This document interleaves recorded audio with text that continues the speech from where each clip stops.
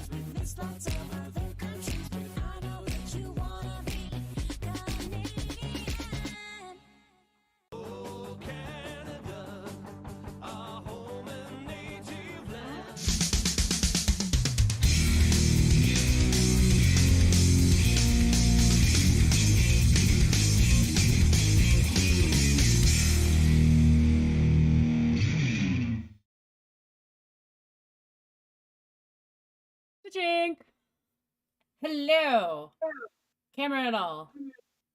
No more distractions, hopefully. Because my brother was like in and out too. And I was like, I'm not mad at him for it. It's just, I can only take so much stuff going on behind me.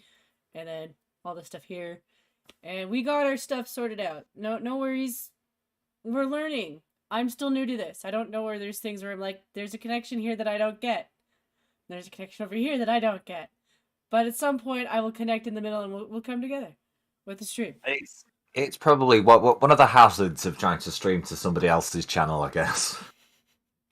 Hey, at least she was available enough that I could still get a hold of her. I mean, BG's gonna be absent for our stream because she's got a bunch of people she's catering, and she's had good family. You know, it's good. She's spending some time with family. A little bit of leftover Easter. Thanks for joining me, Pete. This was very short notice. Very. Quite all right. I am your blind girl replacement service for the evening. Well, I appreciate you for being a good friend, because I haven't hung out with you in a while.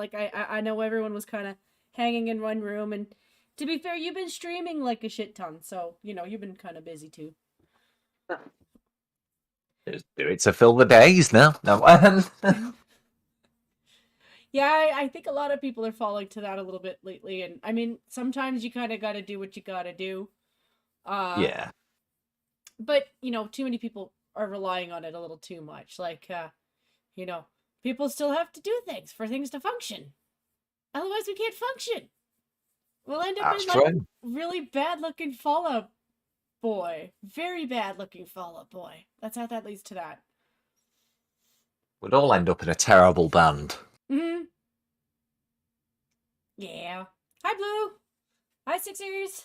Thanks for joining us. I appreciate having everyone to come visit, and we didn't do anything last Friday. I just low-key was like, yeah, you know what? Sometimes it's okay to take a day off.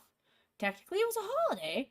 I don't technically practice that holiday, but it was a holiday, so I'm allowed to take a day off. Then last week we took a little bit of time off because Jackie Poo got sick, and BG was like, you know what? There's too much stuff going on, and I was like, fair enough. 8-year-old. Get sick. Sometimes you take a little time to spoil an 8-year-old. That's what you're supposed to do. Absolutely. Absolutely true. And I was like, I threatened BG with Ark today, and she was like, no, you're not playing Ark on my channel. I was like, why not? Do you know what I do on Ark? I cheat terribly. I don't think she likes that. She's like, can you stop cheating the game? I'm like, I'm not. It's just single player gets boring after a while, or you find yourself grinding so much that you're like, okay, I'm taking so long to get to the point to this. I just want a T-Rex to run around on for a few minutes just to eat things. I want to ride a T-Rex. Yeah. I don't want to spend like 48... I think it's up like 68 levels before you can even make a saddle for the T-Rex. So I'm like, yeah, I don't want to wait until I'm level 68 to ride a T-Rex. I want right now, man. I just walked onto this beach and there's a T-Rex staring me in the face. I am riding you right now, sir. And if anybody's quick on the clipping there, feel free to clip Jen saying, I'm riding you now, sir. If you're a T-Rex, sure. I mean, there's something really wrong with that too, but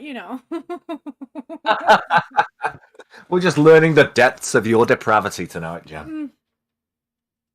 I have a talent for it. I don't mean to do any of this. It just comes out of my mouth and people are like, wow, Jen, you're very naughty. I'm like, no. No. Hey, Big Dro. Hi, Red. How you doing? Throwing red. How could you ride a T-Rex? Well, Big Dro, first you watch a little bit of Jurassic Park and you realize that most of the dinosaurs designed in it aren't really based off of real dinosaurs, just because, you know, it's changed. They tried. They did a good job of trying. But, you know... and yes, of course, dinosaurs and humans existed at the same time. Have you not seen the Flintstones? Have you ever seen an emu? Well, no, you wouldn't. You're from England. You're from the other side. But, you know, emos, cassowaries, those are based off of old dinosaurs. I think ostriches are too, like the big birds. Are kind of based off of what dinosaurs were kind of like. So, we still have dinosaurs. We just don't acknowledge them as dinosaurs. Yeah. And, you know, we want something that looks like a we want a dinosaur that kind of looks almost like it's a dragon. It's amazing. It's almost like some of the skulls that we had from back in the day. We're like, look, we've got dragons. And you're like, oh, actually, that was a dinosaur. It happened a lot, actually. Do you know where a lot of our dinosaur bones come from? Dragon collections. Yes, and unicorn horns were narwhals. You're welcome. Don't snort that shit. That's nasty. Jen, I don't think I've ever heard of anybody seriously claiming to have found a unicorn horn. Not living today. And even then, I don't think they were being serious because they knew they got it from a whale.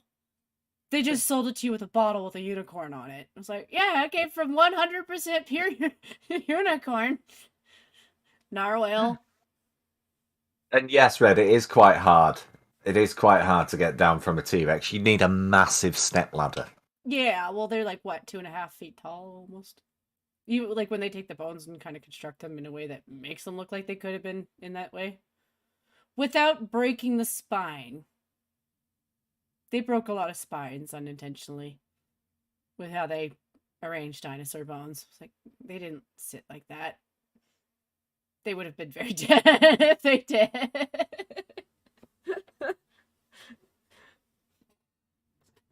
Alright.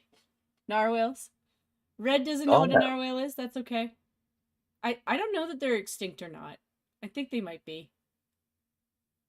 I'll have a look. Hang on. Thank you. I haven't really heard or not. Like, it's one of those things where, like, you know they exist because they have the bones for them, but I don't know if they still exist because it's probably one of those very, very rare sighting things, if you do. No, they're not. They're not extinct. There you go. We didn't kill something off due to, like, fairy tales and stupidity. I mean, I don't think there's probably lots of them, but...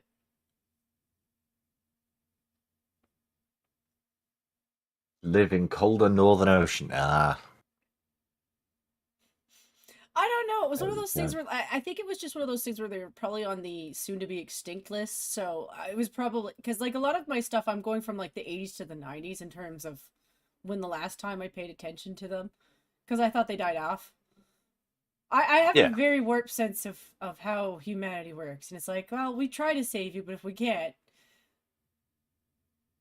and we're assholes too. So, hi Pete, how you doing? How was your Easter? Again, I don't really do the whole Easter thing, so... Did you have the thin pancakes? Nope. Nope. Thin pancakes? You mean pancakes? Mm-hmm. Yeah, okay, listen. Britain pancakes, Canadian pancakes are a little bit different. Very different, actually. If you came here and asked for pancakes, you'd be like, what the fuck is this? This looks like... like a mix between a pancake and a hot jack, almost. Because they're a little bit thicker. But Hot jack. Yeah, hot jack flap. Yeah, there's so many different names for pancakes. Batter that was cooked on a pan with hopefully butter. Yeah. You can do it with oil, but it's better with butter. Yeah,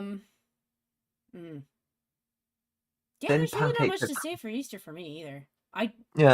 Like, I understand and celebrate it, but you know what I really celebrate for Easter? The cheap chocolates. But here's the thing.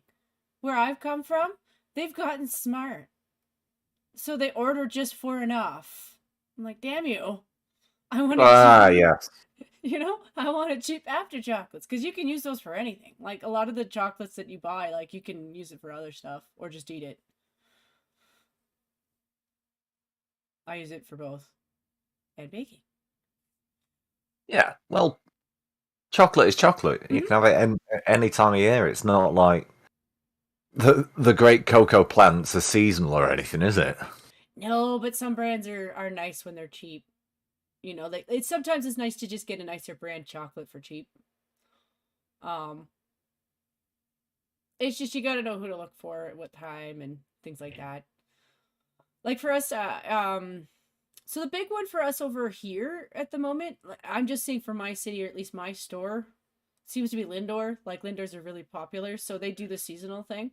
Everyone kind Lindor of chocolate's nice. yeah. Lindor chocolate is very nice. You know, so you see what I mean? Like, you know, if you can get that one for like half the price, I understand that one entirely. The store's still only going to order for so much of that. Like, they get it too. Like, management wants cheap chocolates too. They just can't afford to like have so much that they have a deficit, you know? So they order to just the right amount. So you really have to be quick to get in there and get, you know, your leftover chocolate. Or you got to pay attention to which stores aren't paying attention because some stores have so much of a loss that they don't give a shit if they order too much. I just don't have anyone like that around me. They're just no, we're not doing that. No, you're not getting like half price Lindors. Screw you. Come in and buy it regularly. We put them on sale. The trick is you just have to make up a whole load of new holidays in between just to justify, you know, them being in the shape of eggs. Right? Or bunnies. And then you can still sell them at full price. Now, they're not Easter eggs anymore. They're monthly time eggs our or something. Lindors got clever because they have 5 flavors. For every season, they have the same 5 flavors. They just have to repackage them to look a little different. So you got your seasonal colors for Christmas, or you know, you move it into Valentine's Day. You move it into we had them for St. Patrick's Day. The only one that was unique for St. Patrick's Day is they had a pistachio one. I'm like, I don't think the Irish had a lot to do with pistachios, but it was a good chocolate. Okay. Well, yeah, no, it's an excuse. If you say, you know, St. Patrick's Day, pistachios, if you say that enough, people will go for it. Right? But the other 5, like you can tell exactly what they're doing because all they got to do is change the color up. Yeah, well, you know, it's Christmas, so it's like more red and green, and maybe you get a little splash of blue and yellow sometimes, but it's mostly red and green. You move into Easter and it's all like, you know, pastel colors. That is so cheap and cheesy. But on the other hand, I'm gonna call out Cadbury. Now I learned this from a lady named Responsibility for Cadbury. It's not us anymore. No, I'm not blaming you for this. Like they do some stuff which is just tricky. Cause they reuse all their chocolate. Like when you guys so most of the complaints I learned about Cadbury did actually come from the Brits. Because you guys went from like, you know, Cadbury used to be really good to like now it's kind of crappy. And that's when I started catching on to stuff like that. So it started with so you have seen like a flake bar before, right? You know what that is in England? Yeah. Okay. Yeah, I love a flake. Right? Yeah. So there's nothing wrong with what they did there. I know how they made it, but there's nothing wrong with what they did there. So if you know anything about chocolate, you know that you're not really supposed to mix water with chocolate.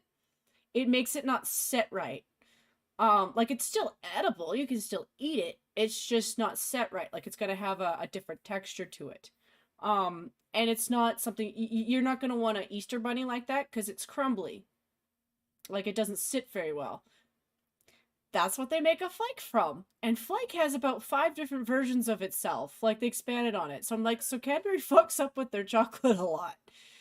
Because they figured like the lady who discovered it, I can't remember how to pronounce her first name. Like I can't remember if it was like an Amberlyn or something, but her last name is Reed. She's from Australia.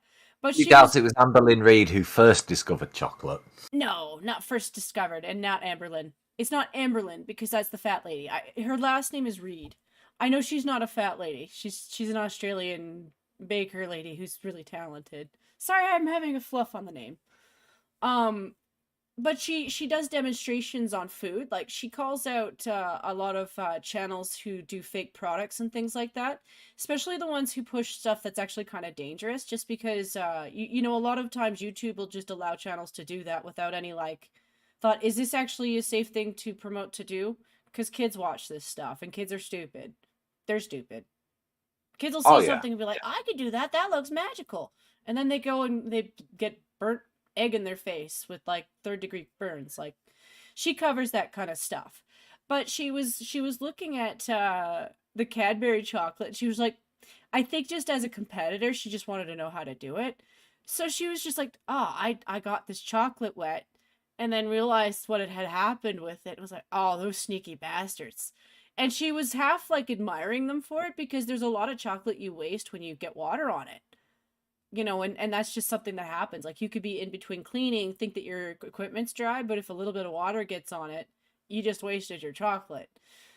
But if Yeah. but if Yeah. you know that you can make a product like a flake, you get away with it. But the thing with the flake is they don't melt normally. Like they do melt, but they don't melt like a normal chocolate. Like I think that's why she was exploring them.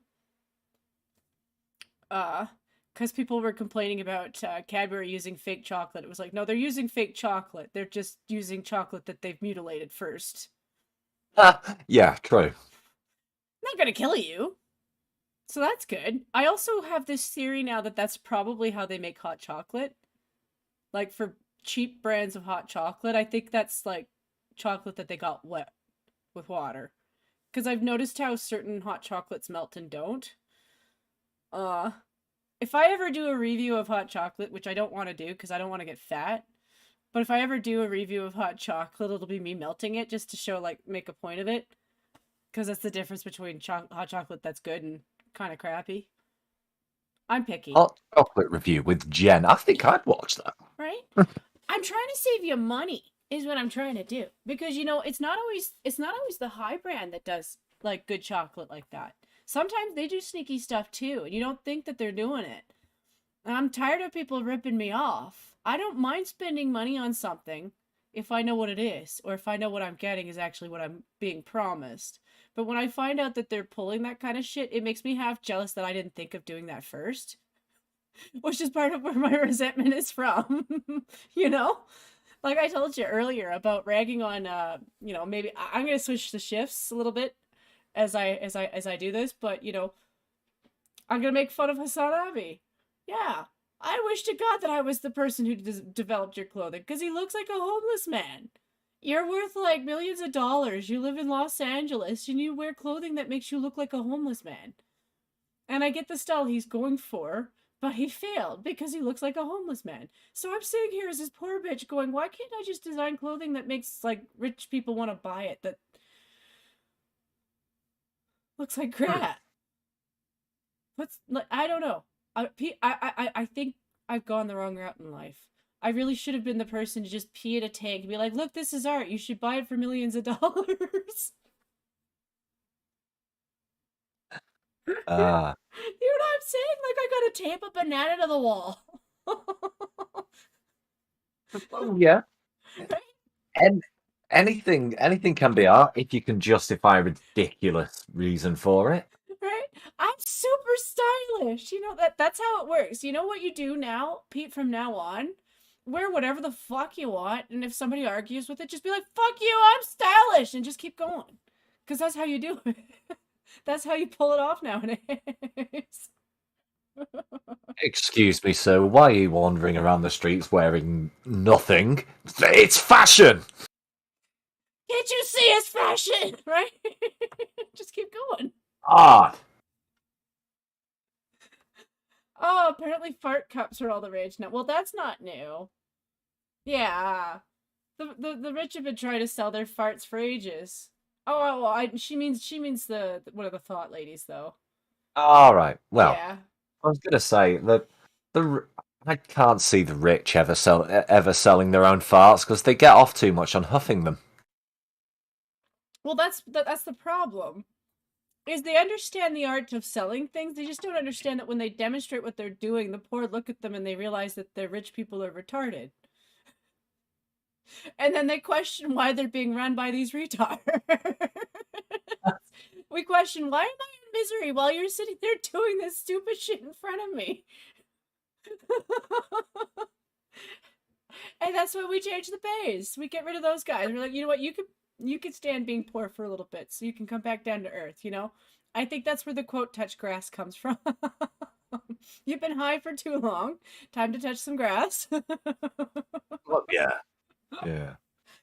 I'm a little stoned too, though. I'm not one to. I really shouldn't preach so much. I'm a little stoned too.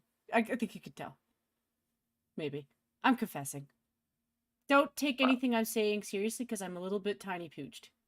Like an hour ago. Oh yeah. What was I talking about? I don't know if we were actually on stream when I was talking about it. Because I pulled up Twitter, you know, like they tell you not to do before you do a stream, so you can make yourself enraged about stupid shit, and you're just like, okay, this is a part of a community that I'm gonna rag on.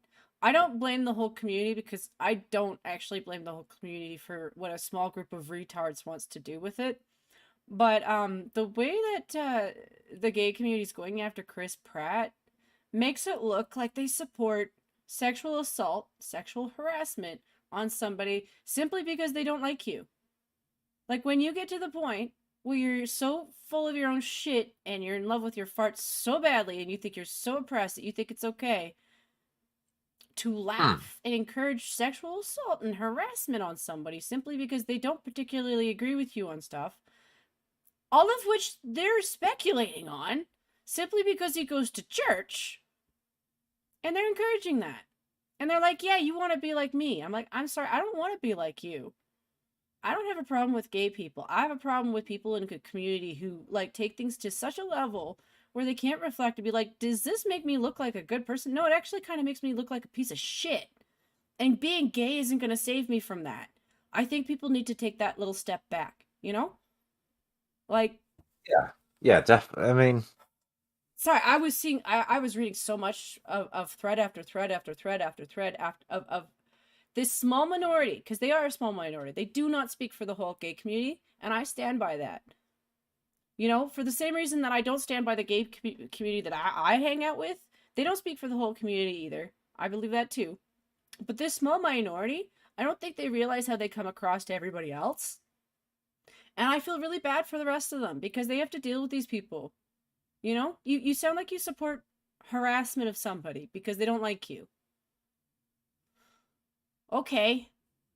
Well, know who I'm not allowed to complain about. I think there's a quote about that, like who is really in charge is the people you're not allowed to complain about. But you're oppressed. Tell me more about your oppression, sir. Ma'am. Miss. Helicopter. Well, I'm not massively over familiar with what the situation is with There's so many. It's hard Chris. to keep track. But I mean specifically with this Chris Pratt thing. I know because you mentioned it earlier. I know it's something to do with the new Thor movie. So you probably do know that Hollywood has had a little bit of a stick for Chris Pratt for probably about 3-4 years growing. Right. Yeah, I know. Yeah, he's what's it? He's religious and he's a conservative. They don't even know that he's a conservative. They got that from him going to church. That's all based off of him going to church. He's never once come out in public and said, I vote either way. He has said that he doesn't he stands by the opinion that it's none of his business to tell people who he supports in terms of politics. Like, he doesn't like talking about politics at all. So they took that plus him going to church as him being automatically conservative. He probably is. He's just never said it. You know, and I don't like forcing someone to say something that they're not really about unless they're comfortable with that. But that's basically where they've got this whole he's a homophobe from. So now the church that he does go to doesn't support gay marriage. They're not anti-gay people. They don't support gay marriage because they think that marriage is the sanctity between a man and a woman. You're producing children, and that's a new family. They follow that part of Christianity. Doesn't mean that they don't like gay people. Right. So they've just assumed that. Mm-hmm. Oh yeah, they do it all the time. Right. Okay. It's that little part. It's not all of the gay community, it's that little part. Like there is part of the gay community that has a point where you get the odd crazy person who will attack somebody who's gay because of their Christianity. That's something that's true. It's happened before. Um this isn't what this is. This is just people who are following their own faith, and their faith says that no, there's no marriage between two men. It's between men and women. I don't agree with it, Right. but they have the Okay. right to that. You know? And they take that as homophobic. Then say that about the Muslims then. And you know what they respond with that? Oh, well, you're a racist. So they don't really care about whether it's, you know what I'm saying? It's a group of people who really want to focus on one group to bully on, and he's just a poster child for it. Right. I follow you now. Right. Um, So how does that lead to where we are today with? Because I'm looking at Twitter now. I'm not seeing anything about Chris Pratt. it kind of hid. When I was talking to you, it kind of hid. That's the thing with Twitter, is you could be following a thread, like it was up to like 16K, so like that's nothing on Twitter. There's like billions of threads on Twitter. But the thread that I was looking at, let me see if I can find it again. I have it. Never mind. Chris Pratt related topics. Yeah, you have to scroll down in the what's happening. And it's only been about for like a couple hours, but yeah, they're going on about the script for Thor: Love and Thunder. And yeah, they're just enjoying the fact that they want these two characters to be gay. And I'm like, if that's how it is in the story, I don't think Chris Pratt's going to have a problem playing a character. But if the only reason you're making the character gay is so that you can force Chris Pratt to play a gay character, that's harassment. How is that not harassment? I don't think he has a problem with playing a gay character. But if they've just deliberately made a character gay just so that they can make him play, like that's what some of them are saying. That the author hates Chris Pratt so much that he deliberately made the character gay just so that he could make him play a gay character. All right, but has Chris Pratt actually said anything about this? He never speaks. He just goes about making his movies, and it drives them nuts. So, all right, this is in short, this is a load of speculation based on a load of speculation. No, it's not, Pete. Look into this stuff. I've just searched it up on Twitter now. Yeah, I mean, no, what I'm saying is, yeah, I can see that there are people that I'm seeing tweets here. You know, Marvel making Chris Pratt part of the next queerbait ship. Is that right? That's all right. I can see that happening in front of me, but that's based on speculation that, oh, he's not going to like that. But he said nothing about it. He also hasn't said anything about the other times they've done this stuff. Like, they went after him for Jurassic Park. They've gone after him for Sonic. They've gone after him multiple times. Like, he's supposed to play I can't remember which brother. Like, I'm not sure if he's supposed to be Mario in the Mario movie that they were going to push. Every time his name comes out, this is the Twitter part of Twitter that you probably never see. And to be fair, I don't go there. I know about it because I follow enough people on YouTube who do short reviews of these stories, just enough so that I can keep an eye on what's going on. But they're the smallest group that will go after specific people. Like, they're the ones who'll go after Gina Carano. They're like maybe the smallest crowd. Like, if you want to know something interesting about Twitter, only 23% of US Americans actually use Twitter. Like, that's a 350 million people country with like only 20% of them on Twitter. So if you think that like maybe 10% of Twitter is crazy like that, it's a minority. So when I say they don't speak for the gay community, I mean that. Like, they speak for themselves. They are gay. They're part of the gay community.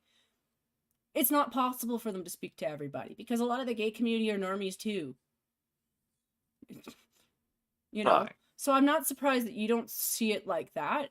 It's more of just that small bit of people are very loud. You know, and that small bit of loud people don't understand what image they're putting out. And they can do that. It's just people don't necessarily do what I'm doing and look at things in like pretty realistic numbers, you know? Like 20% of a population where maybe 10% of that population is speaking for like maybe 3% of people. It's a very small minority. But what they're saying is very loud. And it's not a good look. Does that make more sense? Or is that like It makes weirdly sense. autistic? I understand what you say. I understand what you're saying. But like I say, a lot of the tweets that I'm looking at here all seem to just come from a point of, oh, I bet he hated that, or it's just, you know, they're not basing it on anything. He's not come out and said, I'm doing nothing, or, you know, I'm hated that, or I'm leaving the role, or anything like that. So luckily he's what not are seeing these it that people? way. I just don't like that they're, you know what, they're gonna take whatever view they're gonna take.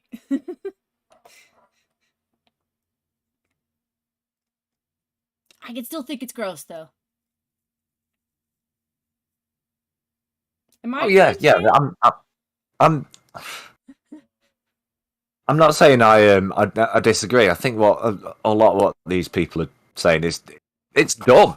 Yeah. Is what it is. It's just stupid. Mm-hmm. But you know, stupid people are going to say and do stupid things, aren't they? Yep. You know what? It's fine. You know what? I had fun with them last week because Elon had them running around in circles going, and he still technically is. So you know, I can enjoy that much.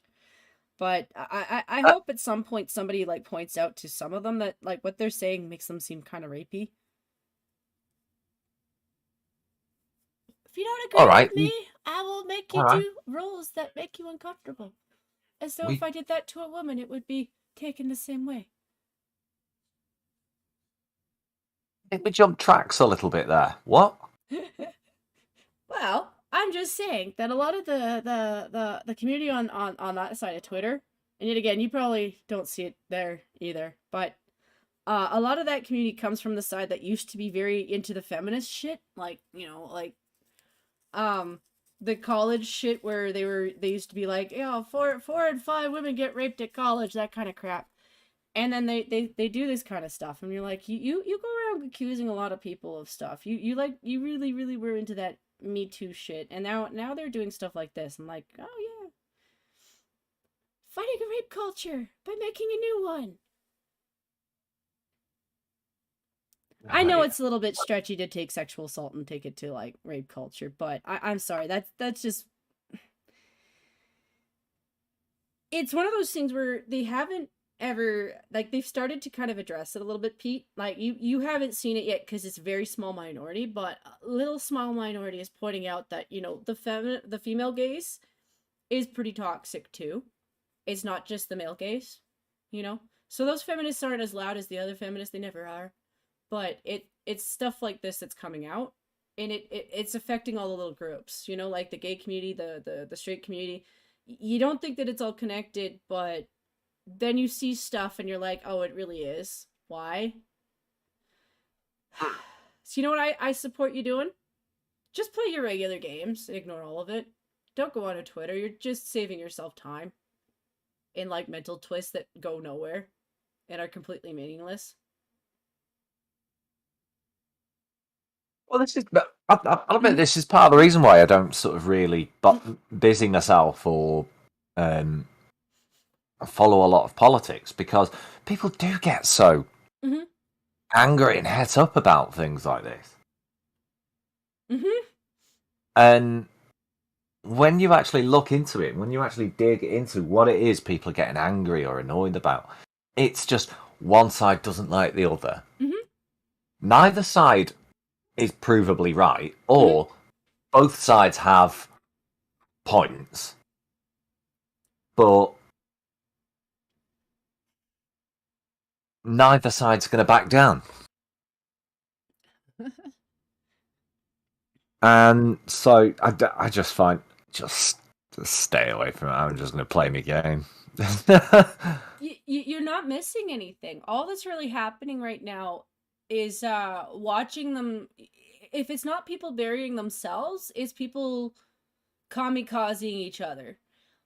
So part of why I watch it is mostly just to keep myself in the clear, because I do live in a place that's kind of in a weird hot spot. Like, Canada's kind of gone weird between our politics and what people are doing.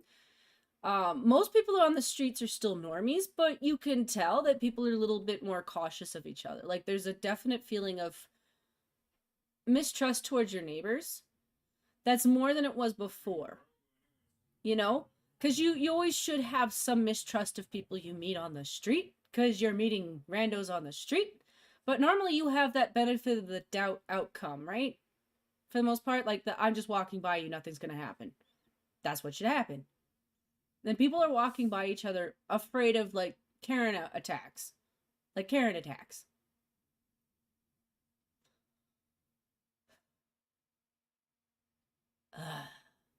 Yeah. It's a revolving door of the same shit too, Pete. Like, when I tell you how badly I'd like to never talk about masks again in my life, but it's always thrown in my face, like, every time I leave my door. I'm just like, I don't give a shit. Wear 10 of them. Wear a million of them. Get scented ones. Get ones that don't look like you have, like, spit all over your face. I don't care. Just don't make me listen to you anymore about it. Not you the math particularly. very literally get thrown in your face. Right? Like, that's where I really am at. It's not just that I'm sick of them. I'm sick of it being brought up all the time. Like, every time I think we're done with it, it gets smothered everywhere. At least the COVID part is toned down. Like, people up here are flipping out because it's cold season. And I know COVID and cold aren't the same thing, but it's cold season. So, you know, everyone's snotting up a little bit more. It's the season of, like, some people are getting allergies. It's still kind of cold. I don't know what it's like in Britain. Like, I hear from our Florida girl Red that, you know, the humidity does stuff to the nostrils and the allergy season and stuff. I have no idea what it's like for you guys. But my experience here in Canada is during the 8 months of cold, you snot like 10 times more than you normally do because of the cold. It goes to the same nerves that creates the snot that you have when you have allergy attacks or when you're sick. So when you're seeing people on a train and they're all kind of like this every once in a while, or they're like this once in a while, and they got a mask on, and you're like, you know that you're getting your snot all over your sleeve, right? I know that you're using your sleeve to shove your snot up into your face, thinking that your mask is stopping it from getting everywhere, but it doesn't. And then these same people are like, my kids went to school. They're like age 6 to 8. They went to school. And they came home with a cold or COVID. And they're acting shocked. And I'm like, I don't know about you, but Pete, I really don't know about you, because the Brits are usually a little bit more fussy about stuff. But kids are snotty. Like, they're covered in snot. Like, kids are born with snot everywhere. If it's not snot, it's poop. So Well, it's more an upbringing thing, because everybody smells, especially when they're cold. It's more about, you know, how you deal with how it is how often. you're taught, basically. You know, I know Right. that's different, a little bit different. Like, you know, maybe hide it with a. I don't think British people use the cloth shit anymore, like the nappies. That's like an old thing. I think you guys use just regular Kleenex now, like everybody else. They just like to hype it up in the movies still, like that's a thing. Just give me a sec. Just give me a second here. Do you have a cloth nappy? No, I wouldn't judge you. I'm not wearing it today, no, but usually. But you know what I mean. Like, like some people have cloth handkerchiefs. Yeah. I don't know if nappy's the same word for it. I've heard it used that way before. I'm trying to show off. I just have to say as well, Big Dro's actually followed me onto this stream because Big Dro's just donated $5 to say, I once shoved a mask up the bum, but it didn't stop the flow. I think the pure pressure of the discharge was too great for these paper cloth. Should I upgrade? That's foul, Big Dro. Also, yes, upgrade. Yeah, Big Red says, don't forget that kids are also sometimes covered in candy and dirt. And the kids aren't as self-aware of that kind of stuff because they don't have the fear that we have as adults. Like, they don't have that ingrained thing to think, oh, this is dangerous for me. Like, I still, like, I'm not saying this with pride. I'm saying this as somebody who remembers my childhood enough to remember that, yeah, I got into dirt. I remember having that stuff in my mouth. And yeah, it was gross. As a kid, I was like, yeah, I'm not going to do this anymore. Because I was, like, not aware that dirt was disgusting. And now I'm an adult. I'm like, I yeah, just didn't dirt's know dirt gross. was horrible. I just didn't know dirt was dirty. I was a stupid kid. But that's just how it is. Like, kids are stupid kids in school, and we slowly teach them over time. But you Yeah. can't get mad at the world that your kid came home sick when that's just reality. All you can do is make sure to take care of your kid. Maybe let them feel like they're super special for a day while they're getting better. What's wrong with that? It's nice for a kid every once in a while. Like, they're not going to get everything, but just knowing that mommy and daddy are worried about them makes them feel better. I don't know about you, Pete, but I liked having the chicken soup and somebody just being like, I hope you get better, champ. Or whatever your dad would have said to you or your mom. Chicken soup is lovely when you're ill, though. Chicken soup's fantastic. It is. It's one of the few things you can smell sometimes. Well, for me anyway. When I get sick, I get it all in the nose and the chest. So, yeah, chicken was nice. Chicken soup, and we were talking about this in VC the other night as well. Hot cordial. Now, do I have to explain to you, Jen, what cordial is? I'm not sure. Let me make one guess just to see. I've heard of it used as like a form of a wine or like a sauce or like a drink. So I'm not sure. All right, hang on. Okay.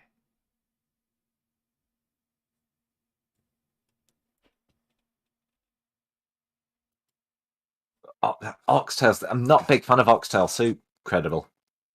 I'll have it. I'll have it. I heard it makes for a really strong beef broth. But I've never tried it. I'm Here we go. uncultured. Yeah. Well, here we go again. Big Troy's just donated another $5 to say I shoved a deep fried chicken drumstick up my peen hole. Oh, good job. Good job. So ordering extra crispy was a mistake, or was it? I mean, it is extra meat in me. Big Dro. You utter filth bag. Yeah, I almost got myself into trouble for that one. The nice thing about texts and tweets is you can actually delete it before you press enter. The amount of times I've gone to say something with no intentions of actually pressing enter just to get therapy off my mind. Yeah. Sometimes, Big Dro, I think your inner thoughts should stay as inner thoughts. Yeah, I agree. Sometimes, yeah, I agree. Most of the time, actually. We'll open this out to the floor. Jen, have you ever shoved a deep fried chicken drumstick up your peen hole? I don't have a peen hole, so no.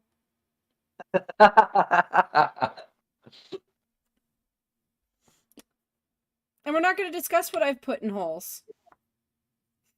Because this isn't an OnlyFans, and I'm not making money for it, so... Kidding. I'm not going to do an OnlyFans. Ever. That shit leads to bad stuff. I swear by that. Unless you're willing to make enough money off of that you could support yourself, I wouldn't go that route. And if you're not business You savvy, can actually. definitely don't You go that can. route. I know. I know of several girls who I have. know. But you know what? Some people they're going to do it and they'll be fine. But I'm saying if you have no plans to do anything else, that's fine. But if you did, it might make those things harder to do. That's why. It's not a slut shaming thing, actually. Because I used to support women who would, What? There was no need for the actually at the end of that. It's not a slut shaming thing, actually. It's because I'm American, but not American. I can't help it. I hang out with too many of them and then I get influenced by them a lot. But no, it's not me attacking them for slut shaming. It's more of just the fact that like so when I was growing up, a lot of the girls that I knew who were hurting, like didn't have an extra partner in life, maybe they got pregnant, maybe they were just struggling. Our college system can be kind of shit when it comes to getting in terms of money. I'm sure you guys have the same BS. But I Yeah, knew yeah. girls who supported themselves and if they were a single parent, their child by dancing, and I felt bad for them because some of them really were just there to dance. They weren't there for any of the other stuff. Like some of the girls are there for other stuff. That's a thing too. It's a fact. Um, but I didn't have a problem with them seeking whatever means they could to get the funding they needed to get themselves ahead because sometimes, and I know this isn't fair, but sometimes as a woman it is hard to trust people, and sometimes the bank system is unfair to women just as much as they are to men. And women have this little thing called titties, and sometimes they make you money. I can't go to a construction site and make the same amount of money as a construction dude. I can, but not really. Because there's always going to be a couple things that I really am not going to be able to do. Like in terms of lifting things, I'll be able to do a lot of things, but I wouldn't be able to do everything. So I'm not going to always be able to make the big tiers in that field. So if I know that dancing can get me through college long enough to put myself in a business career where I can support myself in another means, I'm never going to shade someone for doing that. And sometimes that's the only thing you got. Like maybe you don't have the time to go to work because if you did go to work, you have to pay for other things. I get that there's reasonings for it. I just think OnlyFans is going to be one of those things that is really hard to get rid of if you move on in life to something else. That's why I don't support it. I don't know because I think the climate has Mhm. changed. I think the climate has changed now. It's not the. Mhm. I mean, say a good 5 years ago or so, Mhm. as recent as like 5 years ago or so, something like that. Then yeah, maybe. But I think it's becoming more and more normalized now. I don't think it's That's kind of as where much of a that's where I think it's a millstone, trap though. You eh? know? Because it has been normalized, but the thing is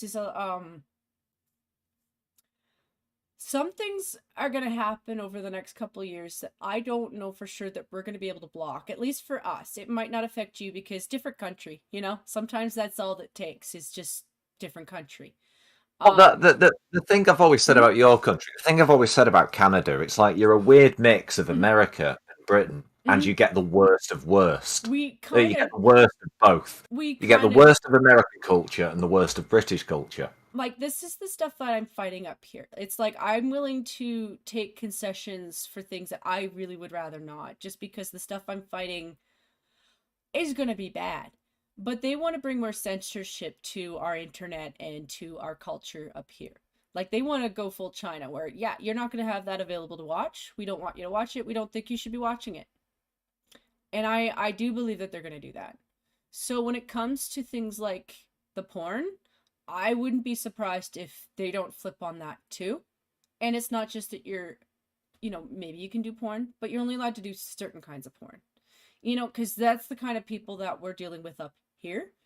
I don't necessarily seeing that happening to you guys yet because British people are more inclined to take out their leaders. I've noticed. I'm not saying that you necessarily do it, but you historically speaking are more inclined.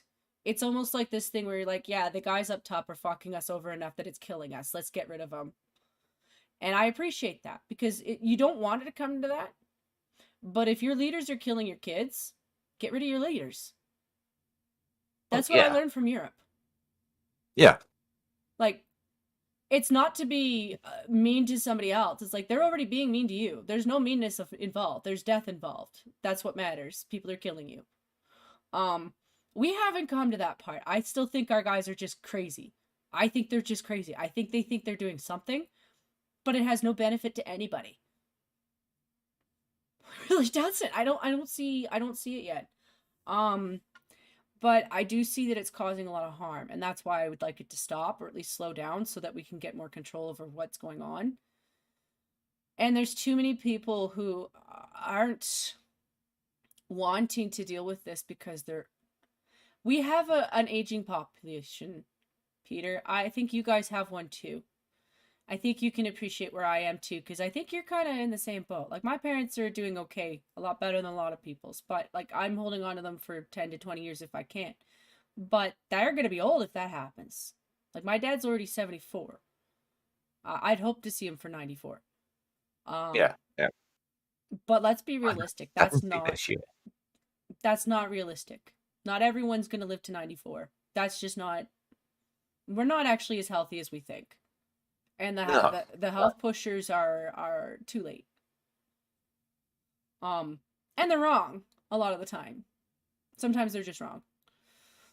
But our generation's just gonna have to deal with the fact that our parents aren't gonna last forever, and we are very underprepared.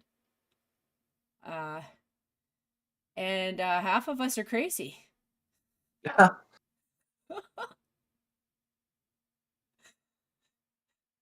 Well, I keep asking Cryptic, what Asian person did we really screw over? I don't think my last life was in Britain, because I know about the opium shit. I'm sorry, China, we shouldn't have introduced you to opium. Now that's a bad joke. That was out to left field. No reason. That's other stuff we could talk about. But yet again, it would be from a point of ignorance, because I don't focus in on China a lot. I don't have a lot of love for their government, and I've said that multiple times. But that has nothing to do with China overall, because I feel that way about my own country too. And I'm just gonna say it. I think the Chinese people deserve better than what they get. And that's why I don't like the CCP. I stand by that. I don't think they should be locking people in their homes because of COVID so that they can hide numbers. It's a cult. I know it's not, but I'm gonna treat it like it is now, because like if it's causing that much harm, people have lost their minds that much. Yeah, you can tell me I'm a racist because I don't like the CCP. But I stand by what I said. I think I stand by what I said. I think the Chinese people deserve better from their government. Just the same as I do. Just the same as Pete does. I mean, his is better than mine, but you deserve better too. We all deserve better from the Chinese government. Right? We all do. There's nowhere right now that's not, I don't know. I was looking up little islands, like places to run away to, last minute ditches. Case this weird zombie apocalypse that we're dealing with, because it feels like a zombie apocalypse. Like, everyone's preparing for like the doom ends day, and I'm like, yeah, our elders are gonna die.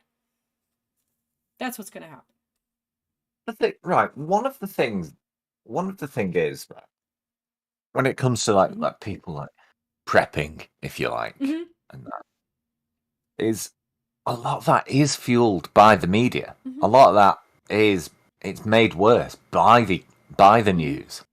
Yeah. Which is why sometimes that's why I find it so easy sometimes to draw a correlation between the amount of news someone consumes and whether or not I should listen to their opinion. It was kind of amazing. Like, I admit I have a little bit of a liking for zombie movies. I don't know why, but lately I'm just like, yeah, I admit it, I like them. I don't find them as scary as I used to. But I think it's kind of one of those things where I admit that's a part of my psychology. Is that a lot of people fantasize about the end of the world, or they fantasize about the world changing. And I think that's what it is. It's that world changing thing that people desire. But there's a lot of anger that people have. And it's just like, where is all this anger coming from? Like, I get people who live in countries where it legit is a shithole. And I'm not saying that to be ignorant. I'm saying that because, yeah, I see images from those countries where I'm like, I feel really bad. I wish you were in a safer, happier, healthier place. Yeah. But even in those places, I see people who are just happier in general. And our society over here just wants to push misery on people. So everyone's just so angry all the time. I find that so draining. That's why I run around art playing like an asshole. I'm gonna fly.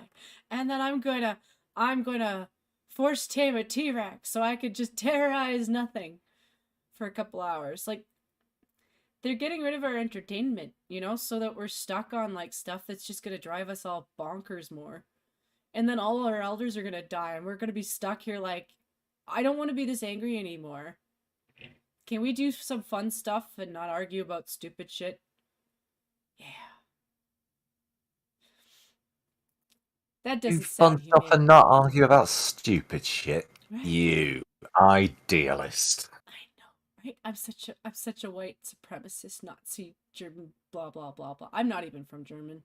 That idealist, but I don't even have okay. in me, But they were gonna think that anyway. I'm also still mad at Trudeau though, for other reasons. Some people from his side, and it comes from him, and I don't have the clip. I'm not going to record it. It's one of those things where I try to move past things that people say that piss me off, but I'm going to repeat what he said, and it comes back to stuff that happened with the convoy. So one of the things that he's been saying lately is, I appreciate protests except for these people, and I appreciate news except for these people. But I'm not allowed to protest at our memoriam because I don't like him. It doesn't matter what I protest, but the fact that I don't like him, I'm never gonna like him. I'm never gonna crow for his side. I'm not allowed to protest there. And I know that's true. Like, he gonna say to the end of his days that he is for protest, but the minute it's known that you're not on his side, he ain't for protest. And the reason I'm so mad about that is because that memoriam is more than just a memoriam. Like, the reason you go there to protest, if you're really going to make a protest, like, I wouldn't make a big stinker or cause problems for people. But if I stood there with a sign, it's because it's the only memoriam that we have for our vets that didn't come back after World War II and won, And for all of them, actually, for like your military that don't come back, that's what it's supposed to represent. It's the gravestone that we don't get. Or at least the one that's not empty. That's why we protest there. Because the meaning of that sacrifice, that's what it was about, Pete. Like, you know what I mean. I mean, I know you don't know what I mean, but you know what I mean. Like, you had all the World War I and II shit shoved down your throat going through school because it was important. That's why we went so crazy over here, You say shoved down your throat. I say taught. Taught. Or told about. That's what it should be. Yeah. Because it should be something that's taught. It doesn't matter that I don't like Mr. Trudeau, because sometimes my protests have nothing to do with you. But sometimes there are things that you could do that would help, and it would help both sides. And you know what? It would be amazing because your candidate would be amazing. But he doesn't really care about my side because I don't particularly care for him. Because I think he lies. Like, I think he's taken on more than he can chew because he's not really a leader. I don't think he's really a politician. I think he's an actor. I think that's what he should have done. I think he should have gone into acting. But he went into politics, and I know it's because of his family. And I think he's a big liar. And he's the kind of guy who'll just keep lying about it because he's trying to keep his image. Right, yeah. So, you guys have it too. He cares more about how he appears than what his actions are actually doing. You do have it, like, you just don't have the same influence from it. Like, I'm going to pick on your guys a little bit. Because they don't actually have anything to do with your politics, but somehow they do have influence over your country. Like, Harry. Harry's an example of that. I'm so grateful for the fact that Harry will never have his hands on power. Not because I think he's a bad person. I don't actually think he's a bad person. I just don't think he's suited to be in charge of people. Because I don't think he understands people. And I think he's willing to use people just to create his own image. Like, he doesn't like looking like the bad guy, but he ends up looking like the bad guy because he's a bit of a coward. And I think he's a bit of a punk. Like, I cheered for him in the military because I thought that the people around him who at the time I think swore that they were doing it were trying to help him grow up and become a man and become his own man. And yeah, I would never put him in charge of anything outside of himself and his own family. Because I stand by that. There's just some people who shouldn't be in charge, and it's not because they're bad people, they're just bad leadership. So you guys skipped a bullet. Just saying. Well, there's a saying in one of the a quote from one of the Hitchhiker's Guide to the Galaxy books. Mm-hmm. Somebody who is dumb enough to get themselves elected into a position of power is the very last person you can trust with that position of power. Mm-hmm. Yeah.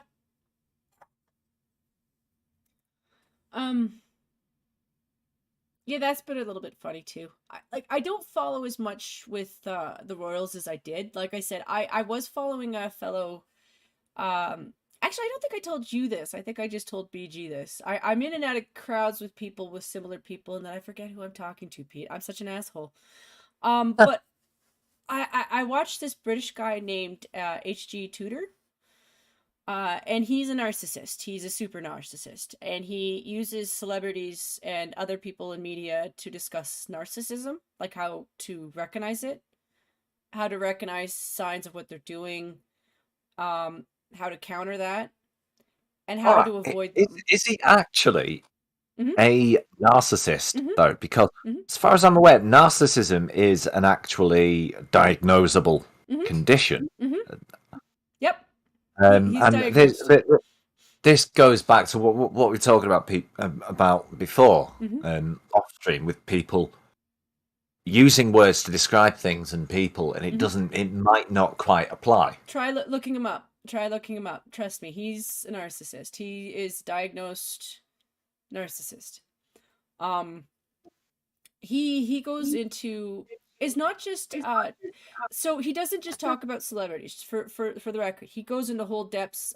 Like, he has books that he's written based off of his condition, based off of what he's studied, based off of the many different categories of narcissism.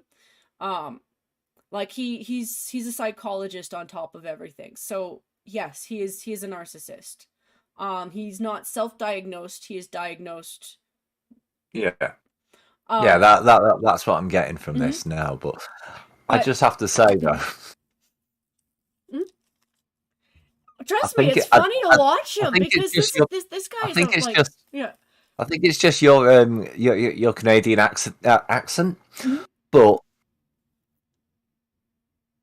I'll pop this in the chat. This is what I just had to Google to find the guy.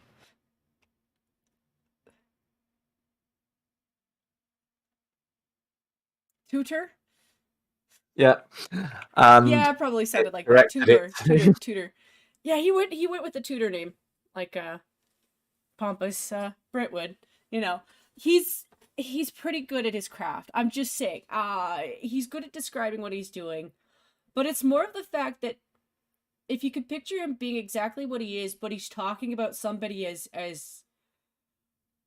boring to talk about as like Kim Kardashian or like Meghan Markle, it makes it more amusing. That's part of the reason I watch it. It's not because I give a shit about Meghan Markle. I honestly couldn't. She's just another celebrity. I couldn't give a toss about her. And honestly, I used to feel a little bit of concern for Harry because I thought, poor guy's torturing himself with a horrible wife, but I think he's into it. Some people are weird. They have weird kinks. I think he might just be a weird Brit. Just saying. But watching him describe narcissistic traits using these people is funny because there's just a hint of irritation in his voice.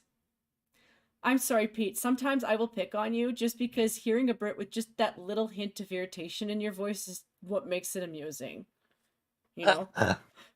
Like when I say something like cookie instead of biscuit, it's not because I actually want to piss you off. It's just that little bit of like, fuck you, Jen.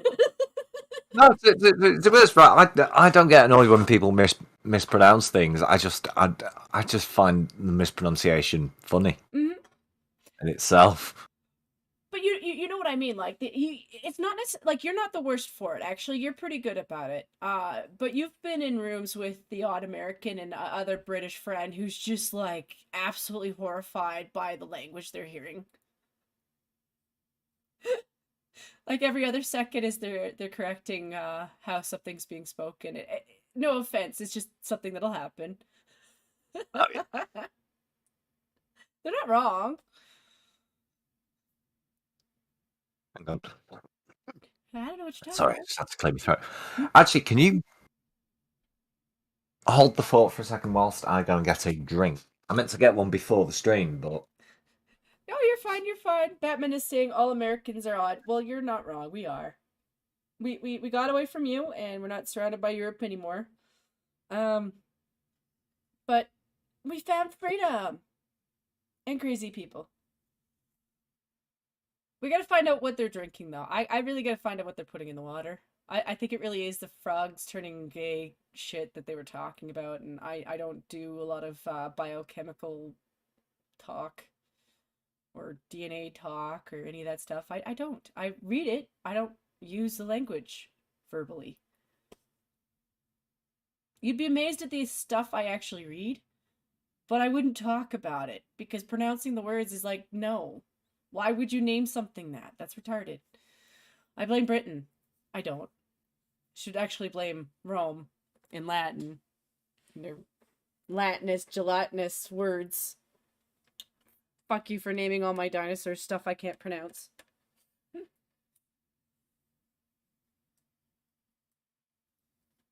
okay, I'm back. I'll go back.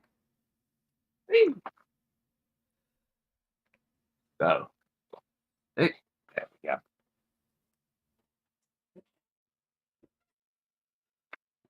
What Let's see. They're talking about We're escaping Europe too. We have tectonic engines moving us to the Caribbean. Apparently, you have tectonic engines moving you towards the Caribbean. I feel like that's a far away trip, Batman. You know? As soon as we can organise a long line of people to stand along Hadrian's Wall and push down at it all at the same time, we'll be rid of Scotland too. Push. 1, 2, 3, push it. Well, why are you pushing the wall? Why don't you just get Scotland to do it? All you gotta do is tell them that if they sit just on your side long enough to push on the wall, they'll be set free, and then once they're free, they're just like, free labor, just saying. Oh. They're dumb enough to buy that, too. Sorry, Scotty, I'm not blaming you. I blame your parliament. I shouldn't either, because I don't know shit about them, except for that they're a bunch of lesbians, and that's what I hear all the time. I don't know that's true either. Imagine they're all straight. I just call them a bunch of lesbians because that's what I heard. The Scottish Parliament. It's like a training. It's like a training squad for real politicians. You know what, Pete? I'm going to ask you to float the boat for 2 seconds because I'm going to go to my kitchen to get milk for my coffee. I'm going to make another coffee. My coffee's behind me, so I can talk and talk and do that stuff. But I can't talk from my kitchen. It's too far away from my cord. You can shout. No. So whilst Jen goes off and gets her milk bags out, let's have a look in the chat. Parting ways with Scott. I don't know that. Shut up, Alexa. You have Chewbacca chat enabled. Do you want to open it? No, Alexa. No, I don't.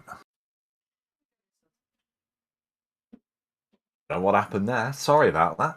Hello, blind girl. And we've got parting ways with Scotland would entail parting ways with the opinionated Scotsman. Yes. Yes, Batman. Eej. in the chat. Ever present, always watching. Making sure that we don't ruin this for her by saying words like that. I'm not going to. Ooh, and I'm back. I'm not that cruel. Oh shit, she's back. Stop talking Yep. about her. You're fine. I did a little pant wiggle before I sat down. I gotta get up again to get my coffee too. But this time I can. And you say you'd never do OnlyFans, and you're giving us a pant wiggle. Well, yeah, I don't do OnlyFans. You know, I do it for free on YouTube. Because, you know. You'll be I'm hot like tub that. streaming before you know it, Jen. Well, you know why I really do that? It's because I'm single. Kidding.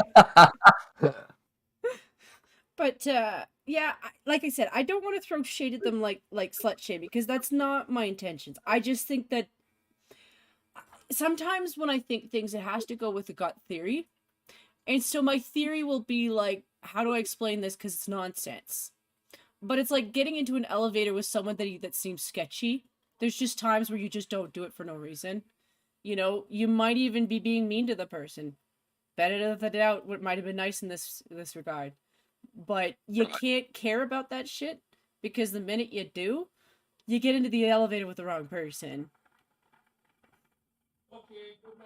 I'm kind of like that when it comes to everything. And I know that seems a little extreme, but yeah, I am. I don't know. Paranoid personality, I guess. A little bit. I was also one of those kids in the 80s and the 90s that was put onto drugs that I shouldn't have. You know, like if you're a little bit depressed or a little bit emo, they put you on stuff. So I have reasons to mistrust people. And I've met some shady people. I've met some nice people, though. I met Pete online. That sucks. Ah.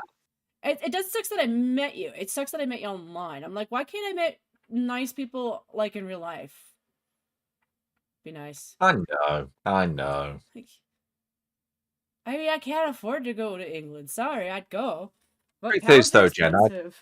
the truth is, Jen, I don't exist in real life. I exist solely online. Oh, you're my imagination friend. Oh my god. Yep.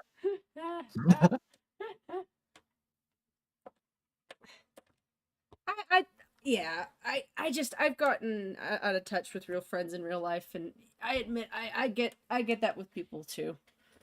I wish that the people that I knew online were people I could talk to in real life, like just at a convention all the time, but that's so expensive and we can't do that.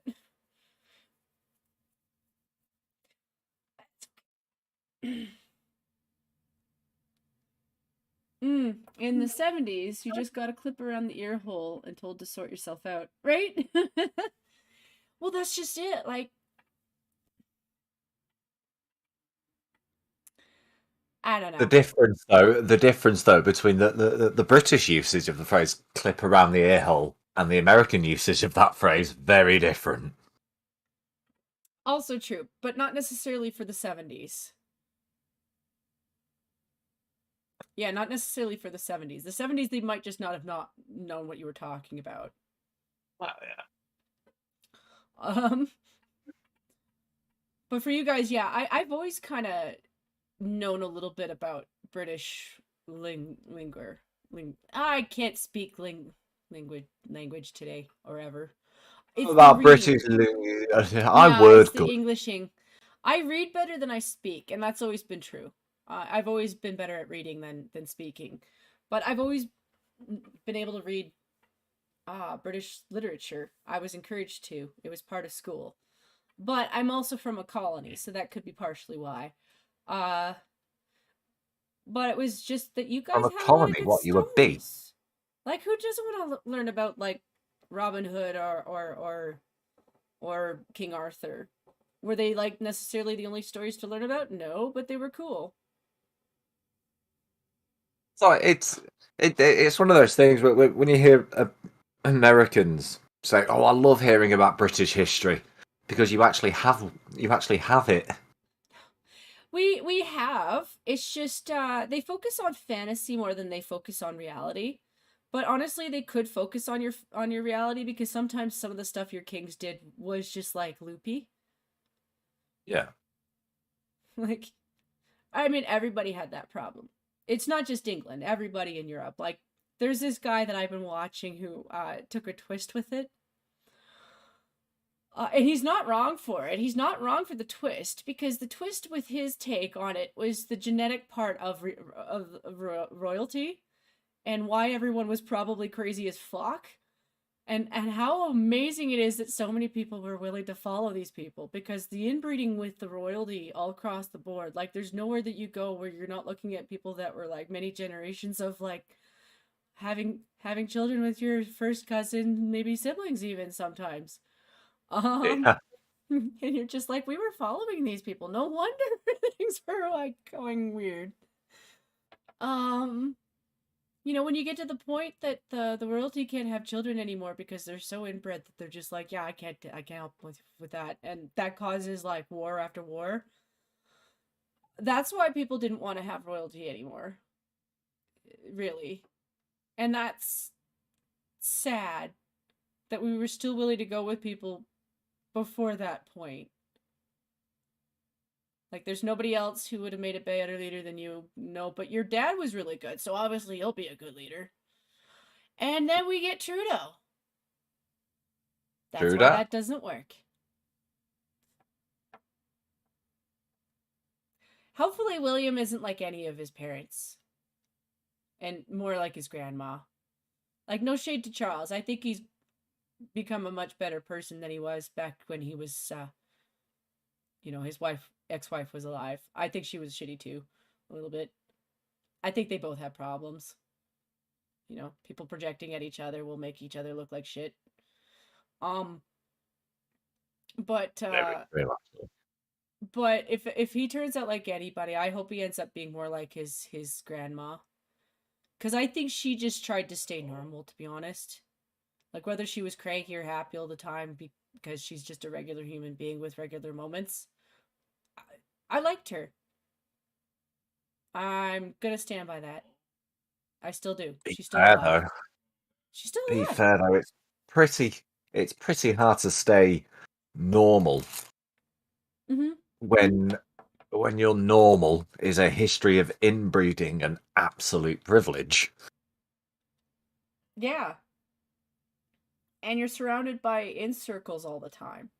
Like, I almost feel like it should have been a thing where they had to have at least one or two people with them at all times who just really hated the fuck out of them for no reason, just to keep them level. You know, like, not too bad, like, nothing that's gonna hurt them, but just someone who's just cynical all the time. Like, yeah, you're a piece of shit. No, that's maybe going too far, but you know what I mean. Like, somebody who brings them back to reality, and the touching grass quote that I'm bringing up again for no reason. Make myself look smart.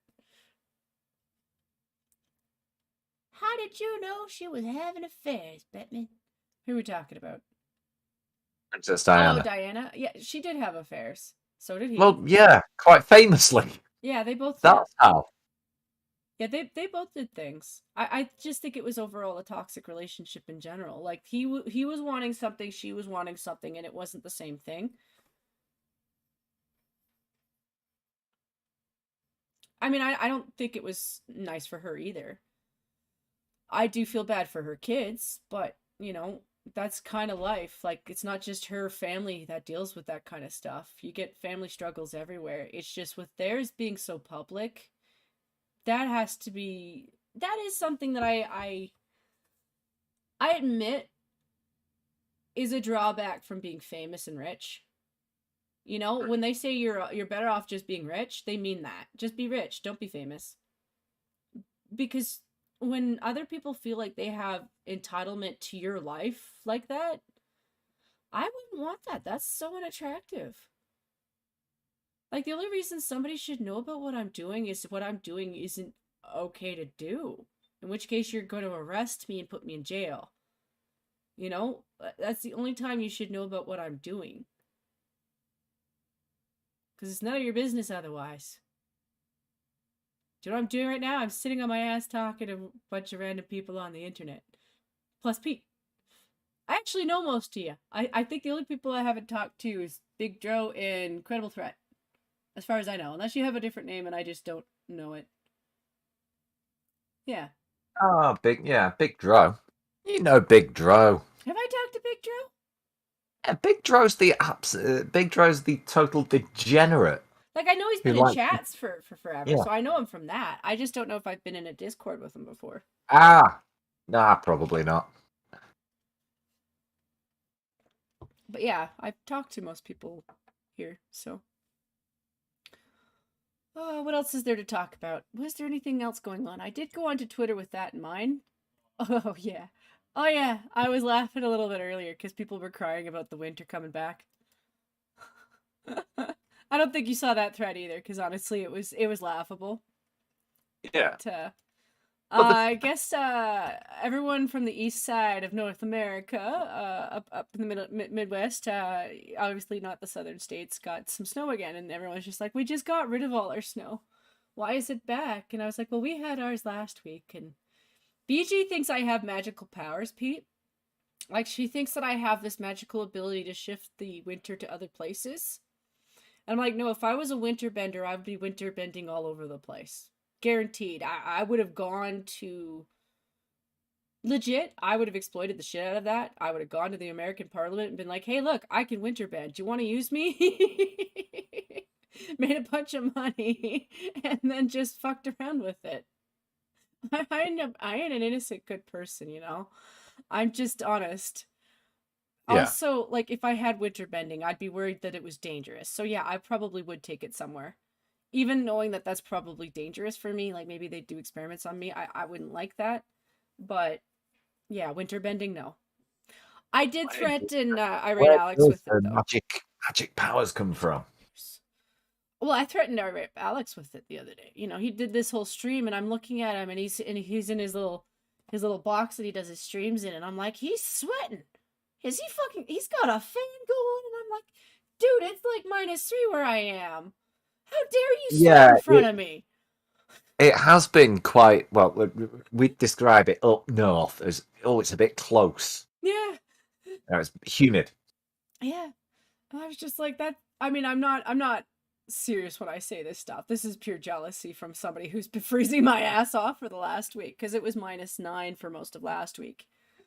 And then Batman was like, I don't think we even really got any snow. Like, we had like maybe a little dump, and that was it. And I'm like, how do you guys get away with that shit? Where does the snow start in your country? Is that really Scotland? Did they get snow? Where's Scotty? He probably snorted it. That's what happened. Yes, I think that's exactly what happened. Sorry, Scotty. Oh, Manchester is practically... Shut up, Batman.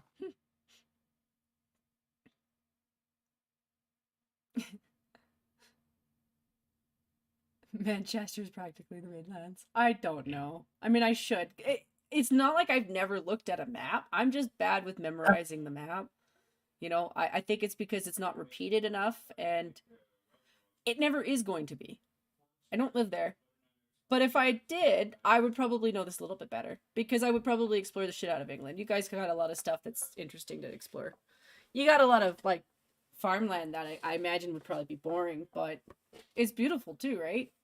Have you're kind of like a British version of Terry, aren't you, Pete? Terry Diamantis. Mm-hmm. I mean, the nicer version, maybe, but or polite. More polite is probably more, because he's nice. More polite. Yeah, Terry's all right. I like Terry. Yeah, Terry's great. Yeah. He's just spicy when he wants to be. He's just very good at it. I wish I could be that clever with some of my puns. Like, I'd say like once or twice a week, I'm like, I really got to write this stuff down. But with Terry, he doesn't have that problem. He's just naturally funny.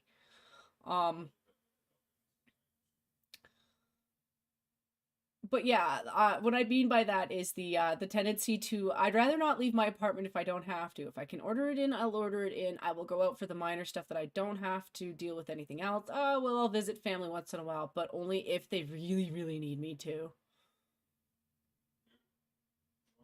But you're the British version of that. It can be a bit like that. Yeah. Won't go out unless I really need to. I'm like that too.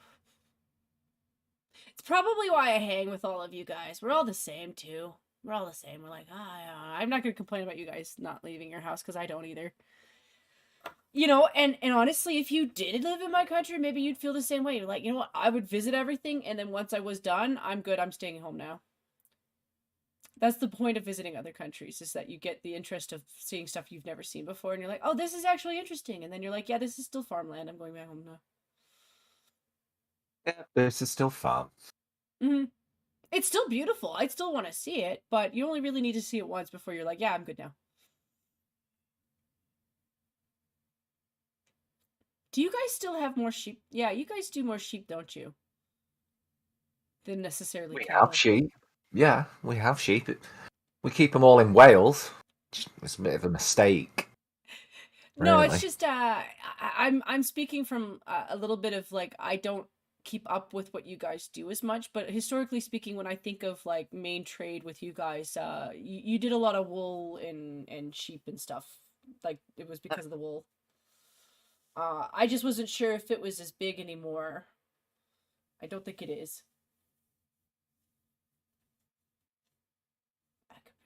We don't.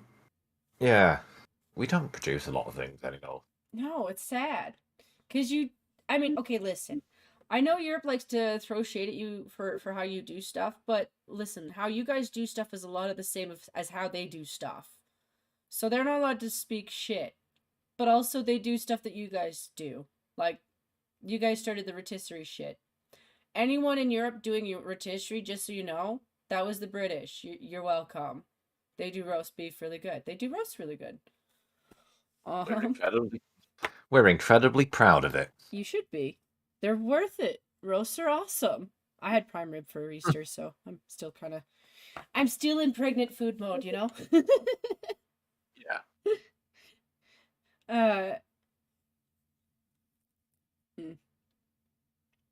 Oh, Batman wants to join. Okay, Bowman. He probably wants to argue with me and make fun of me. It's your show, Jen. Yeah, it's fine. I can handle a Brit. I already handled a Brit. Look, I can handle 2 Brits. You've been handling me well all evening. Oh my goodness, I have. Hello, Batman. Can handle me anytime you want, Jen. Oh my goodness. Hi, Batman. I gotta turn you up a little bit, though. One of the things that annoys me about it, it's not Canadians, it's Americans. English food is bland and tasteless, says the American who's never even been to the UK. Yeah, Our food is not bland, nor is it tasteless. It was during World War II. That was because of rationing, and that's where that ideas come from. But then again, oh yes, one of the things I wanted to complain about was, can you please rephrase that "you do sheep" thing? That's just the Welsh. Say that. I said we have sheep. Well, I just knew that England and Britain and I might be confusing that one, but like it had to do. You got that right. England and Britain. Yes, you're right. Yeah. Well, it's just you guys were like the number 1 for the textile. Well, for that version of textiles is my understanding. I don't know it was number 1. I just know that was the reason it was. Yeah, we did a lot of textiles. We were actually big on processed cotton. Yeah, we bought the cotton from the southern states of America, and we processed it in cotton mills. Yeah, it's one of those things where I noticed a lot when they discuss the industry, the evolution of industry in Britain, because they'll start from like as far back as they can whenever they talk about that stuff. But they do talk about the evolution of things like your textiles, your bread, things that you're really well known for. Because like with the bread, it has to do with the grains. Like I always bring that up with you often, actually, about how many grains you guys used to have. Because it's one of those grains make finer flour. Well, I wish they'd bring some more of them back. Like, it's one of those things with bread. Like, I do think that the loss of those grains is part of the problem. Like, if you're living on a grain diet, you can't just have one grain. You really should be having different kinds, right? At least in my mind. Like, variety... I think we have varieties of wheat, yes. Like, I just figure variety means more chances to get more vitamins from it than necessarily just one kind. Yep. And so yeah, just knowing how much they've bleached everything. Like I like white bread, I do, but I acknowledge that they bleach a lot of the shit out of it. So like having a multiple. Thanks.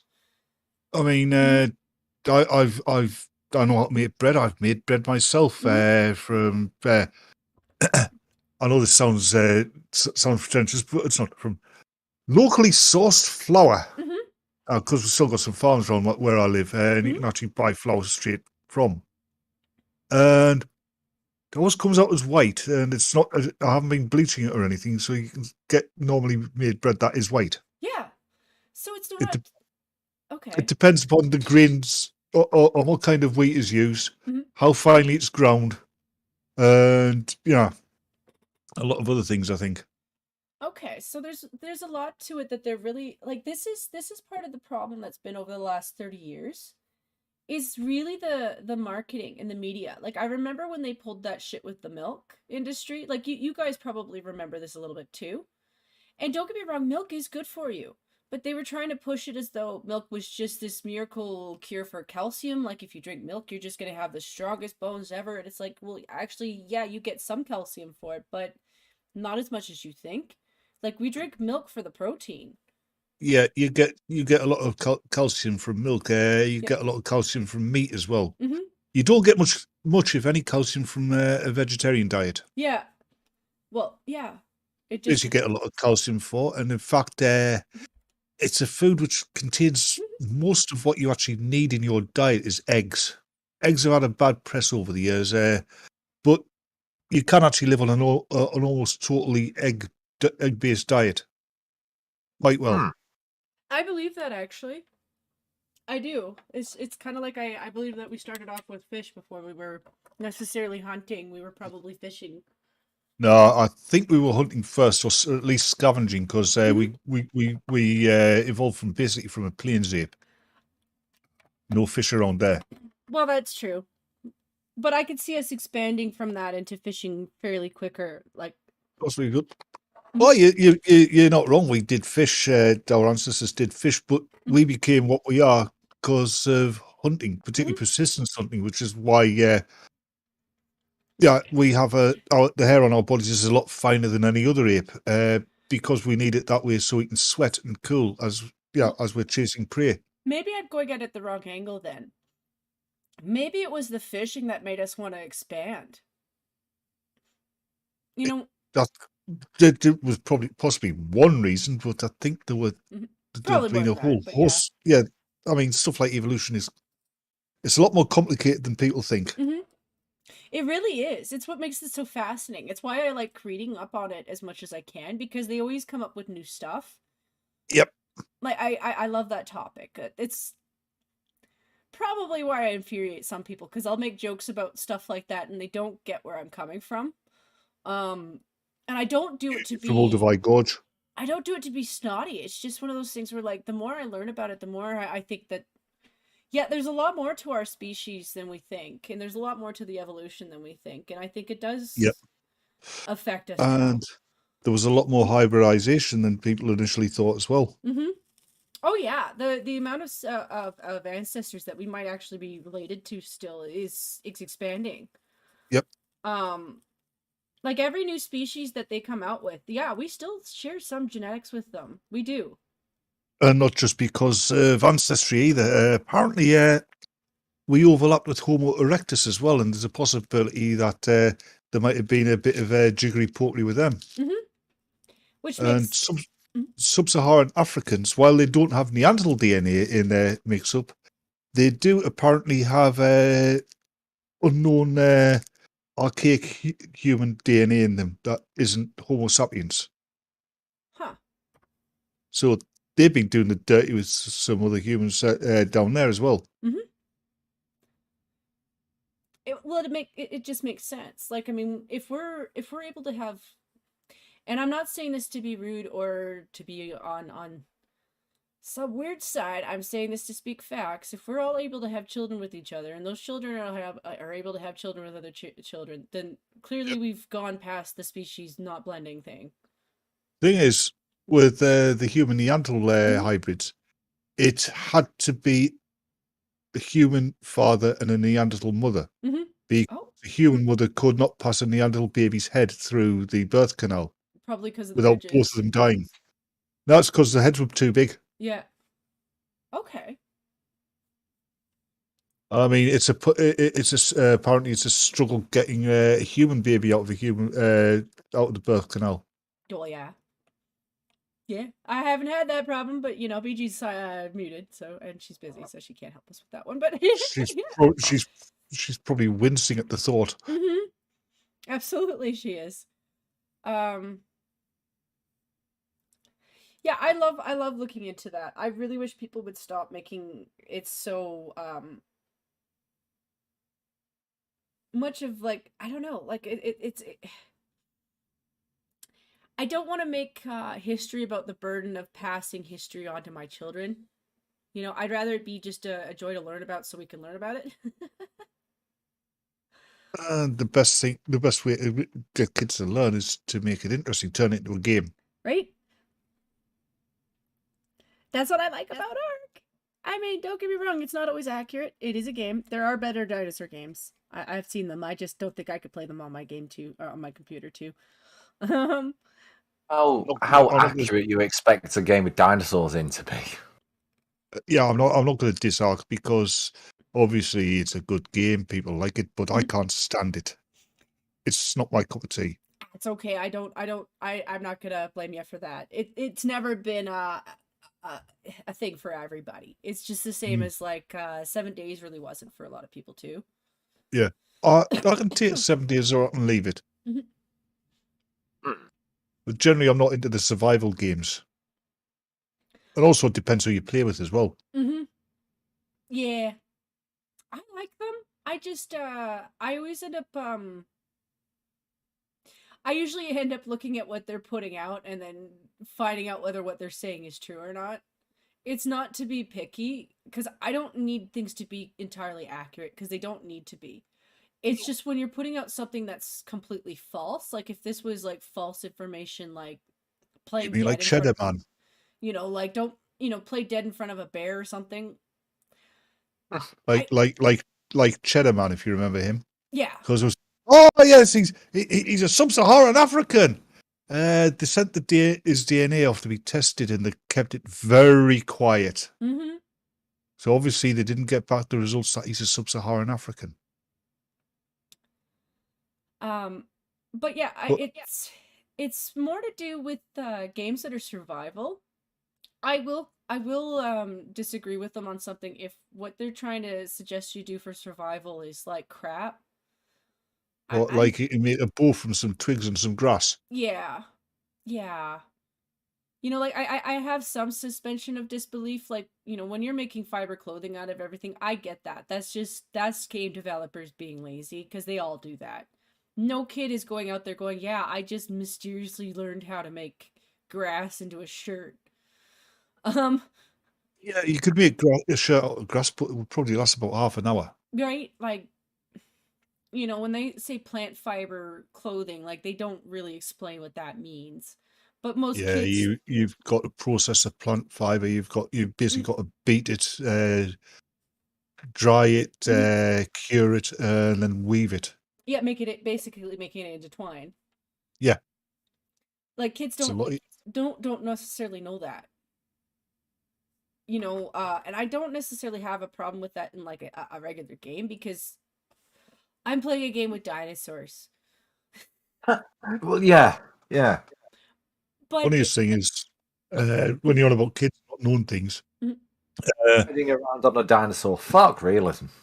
My cousin's grandson, right? The oldest one, he'd be about 12. Talking to him the other day, and he's saying the kids in my class are stupid. And how's that? Well, we're doing about where food comes from, right? And and like when it was explained where pork and bacon comes from, first of all, the teacher asked, "Where do you think it comes from?" And most people, it comes from the supermarket. Then, where does it come from before the supermarket? And he says, "There's these kids saying, oh, it comes from the meat factory." They did not know, and this is still a pretty rural town. Did not know it comes from animals. And this is the helicopter parent Yeah. thinking that we've got going around. And it's like, even at a young age, my parents taught me about death. It was because they didn't want it to come out of nowhere. They wanted me to be prepared to face it, because death is something that everyone deals with at some point in their life. So when it was a pet, they made sure I knew. Mostly because my dad screwed up once with my first dog, because he didn't make it clear that she was dead. Don't tell me you couldn't flush it down the toilet quick enough. Well, it was a dog, so no. I was being silly. Yeah, but it was just one of those things where, like, she eventually he sat down and explained it to me, but it was just like he wasn't very clear. So ever since then, he was always very clear when something died. He would even say why. He didn't get into detail. He wasn't morbid about it. He was just clear, like, because I needed to know that reality. Because a lot of people will, if you don't learn that, like, yeah, you develop not understanding death. So, like, somebody dies and you're like, oh, you're still looking for them. I remember the first expedition. I'd been about 5. I'm forgetting why the specifics, but my dad explained it to me by pointing out a train set that I'd had that got broken beyond repair. That's what death's like. Somebody gets broken beyond repair. They don't work anymore. Yeah. And then you had to ask your dad, do we really throw dead people in the bin? No. That's funny. But that's what I assumed that funerals were. Do we really give dead people to the charity shop? We didn't have charity shops back then. But then again, child logic, Peter. I mean, this is like when I was 5. That was 1970, right? Yeah. No, 1969 rather. I was born in 1964. Bad math. Hello. Most people had black and white TVs, right? Mm-hmm. So most of us kids thought that America was in black and white. Yeah. And when they came over here on holiday, they had to be injected with colour. That's funny. That's child logic, though. Yeah, that's funny though. I get it. I mean, I was a weird kid too, though. I think the dumbest thing I ever said to my parents when I was a kid was the commercials for the kids that are in Africa starving, and I'd see stuff like that, and I'd look up my mom and be like, can't we just invite them over for lunch or something? They look like nice kids. I could play with them. And them having to sit down and explain logic to me. And then them trying to use the excuse of, there's starving kids in Africa. Eat your dinner. That doesn't work. I don't want to. Can we send it to Africa? I know, right? I kept telling them, well, invite them over. I'll give them mine. Remember back in the 70s when they were showing the Ethiopian I don't want to eat my tea, and then you start pouring it into an envelope to send to Africa. I remember, back in the 70s when they were showing the Ethiopian famine victims. I mean, I was old enough to know what malnutrition was, but my cousin, 4 years younger than me, he'd have been about 6 at the time. I would be 10. Well, they're not starving. Goes, yes, they are. Goes, look, that kid's got a pot belly. He's obviously well fed.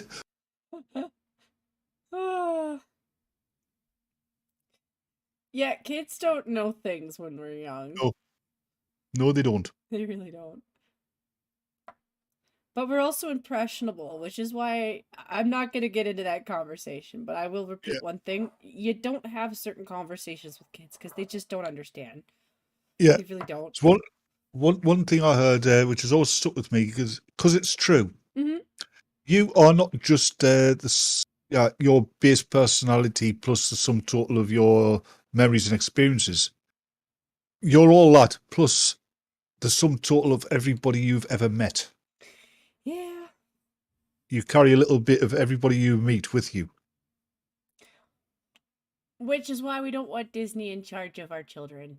They're allowed to entertain sometimes, but they're not allowed to be in charge of our children. We definitely don't want the San Francisco Gay Choir in charge of our children. No, definitely not. Even if they think they were joking, that was not a good... They weren't. They were not. No, they weren't. You're right. That was an act of aggression, really. It was. Well, I think they were... You're going after something which is an extremely sensitive subject on one side. And if you're joking, you don't do that. Mm-hmm. I mean, the amount of horrible things I say to Peter.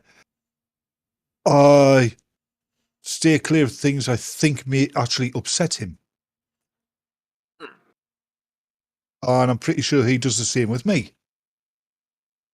Yeah. If he doesn't, I'll be down to Manchester to kick his head in.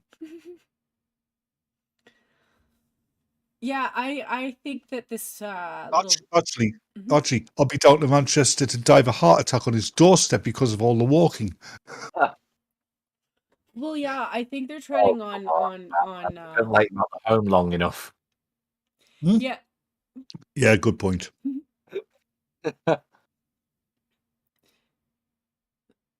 Hi, Dark Just you. Conservatarian. I always have to Hello. take my time with the long ones. Hello. And just you wait, Peter. When you reach that age and you're putting a home, I'm gonna make sure I'm the ghost that's putting itching powder in your bedpan.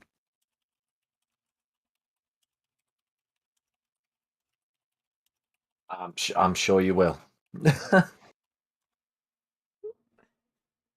Yeah, if they've got old people's homes by then. I mean, the way the world's going, I'm glad I'm 58. That's the depressing part. I'm not saying that because I don't understand where you would be if I was in your boat, but like I feel like there's so many people who are just jumping ship right now. They're old and they're like, you know what? I don't have to hold on anymore. I'm jumping ship, and I think they are. I'm like, can you not? Because you're leaving us with this horrible man. Thing to think of. You know, saying bad times breed strong men. Strong men bring good times. And good times breed weak men who bring bad times. But that means somewhere down the line, we're in for good times. Yeah. I'm not going to be there to see it, I don't think. But Peter probably will be. Well, I'm But hoping I will be. it always Oh, we're not. going We're like a But pendulum we'll swing. both be old for that. Jen. We're not that far apart in age. I know. But we'll both be old for that, Pete. We Yeah. gotta I'm start this nearly as now. old as you. I'm just saying, by the time that happens, we'll be old. I don't see the next one coming up after us being Yeah, much but stronger. then again, I mean, you two are in your 30s, right? I'm almost 40. I've got Well, a countdown in my head going that I'm not talking Uh, about because it's getting closer. I'm nearly 60, but being in my 50s for my generation is nothing like it was for our parents' generation. It's a much younger 50. Mm-hmm. So it'll be the same for you. Being in your 50s will be a much younger 50s for you than it was for me. Well, if I keep on track with what I'm doing now, that's true. Mm. Like if I had the habits that I used to have, I would say no. Actually, that meme which is on the screen right now, Mhm. Justin Trudeau with his hands clasped together. He's not saying, I wish I had a brain. He says, I wish I hadn't mistaken the super glue for hand cleanser. Yeah, he's the kind of person to drink Windex thinking it was blue Kool-Aid. Fair enough. I had warnings for that. When I worked downtown, I had to hide our Windex bottles because it was a no-name brand blue. And yes, the homeless people would drink it thinking it was Kool-Aid. I'm like, how can you think that? It doesn't even, it's not even, like, I've heard of and smelled the fellows who like to drink the mouthwash, and that's gag worthy enough. And I'm like, I gag from that, but how do you mix that with like Windex? It's how you kill yourself too, by the way. How come some of these pictures, Trudeau looks like a very gay version of Jesus? Because he always looks a very gay version of. I thought for a while that he was playing Fields, like he was married to a woman just so that he could appear not gay. You know, because there's times where he's hanging out with Jagmeet and he's totally checking him out, and I'm like, ooh, he's either gay or he's bisexual. I think his wife's a beard. If you'll I think she's a excuse cock. me. Yeah, Just I've got to because go you're a do. female doesn't mean you can't be a cock. This is true. It's There very are a true. lot of women who actually get off on The that. thing. Mhm. It is a thing. Excuse me a few minutes. I shall return. Yes, Pete? You can go. I keep Yeah, over no, I was just saying it is a thing. Well, it really is. Like, I think a lot of women don't want to admit it. I mean, it used to be a thing. You used to call those type of dudes cheaters, and yeah, there's probably some women who get off on it too. Just because it's not something that lots of women get off to doesn't mean they don't. But yeah.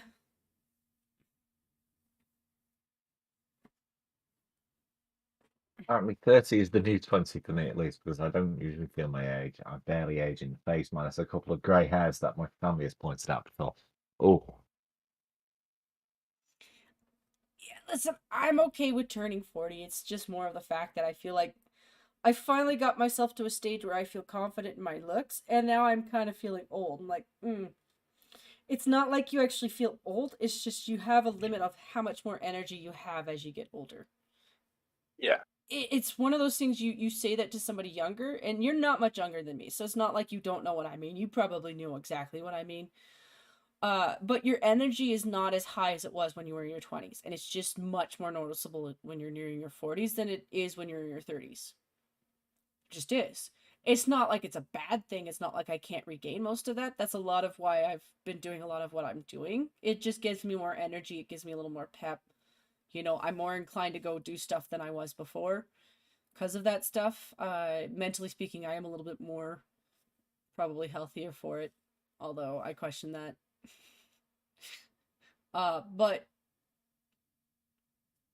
But yeah, I do feel that like I would have had more energy if I'd been able to do this in my 20s. I wish I had. But I just didn't have the right combination. Like they say, "Oh, it's just exercise and diet." And like that's not really true. It's more of like exercise and diet that you're willing to stick to. That's actually the truth. And it's more than one of those. You have to actually mix them up. But you have to pick things that you're actually going to do. Because if you're not going to do it, then Then what's the point? exactly. What have I Yeah. come back to? Me telling truths. It's not like Uh-huh. I feel old because I don't. I'm more like it's more of just you do know what I mean. You're at the next stage. It's just like when you get a little bit to that next stage, you feel that loss of energy that you would have had when you were like say in your 20s. You know, or even in your 40s. Sometimes yes, sometimes no. Mhm. I mean, sometimes I can still pull an all-nighter and not feel it the next day. Mhm. Mhm. Sometimes I've got to have an early night. And Blue, is it time you were in bed? Yes, Papa. Um but that's kind of what I mean about the getting older. Like I don't think I look like I'm getting older. I don't look like think I feel like I'm getting that much older, but there are times where I feel that lack of energy that I know I would have had a little bit more of when I was in my 20s, or my recovery time would have been a little bit better in my 20s. Even from things as simple as like okay, I live in Slip Central because of Canada. There's always a something if you come to visit us in winter, I don't know why you would, because that seems really crazy. But if you did, somebody Lit. got you super drunk and you won some tickets, Ah, just so you know, ice is not your friend. yeah. It's Yeah, not. Sometimes you can't see it. ice is the real falling down water. It really is. And when you're old, you feel it more. Like it's Mm, just simple things like a little fall. Like when you're in your 20s, yes, it hurt. If sometimes it hurts like a bitch, but you get up and you're fine the next day. Unless you really did yep. something, in which case you go see a doctor.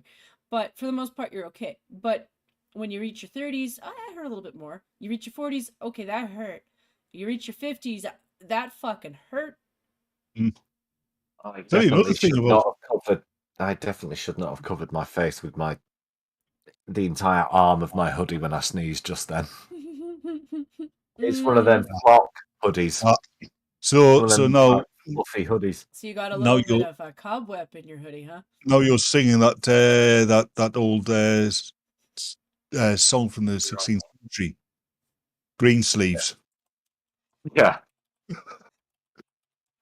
Well, I sneezed right into the crook of my arm.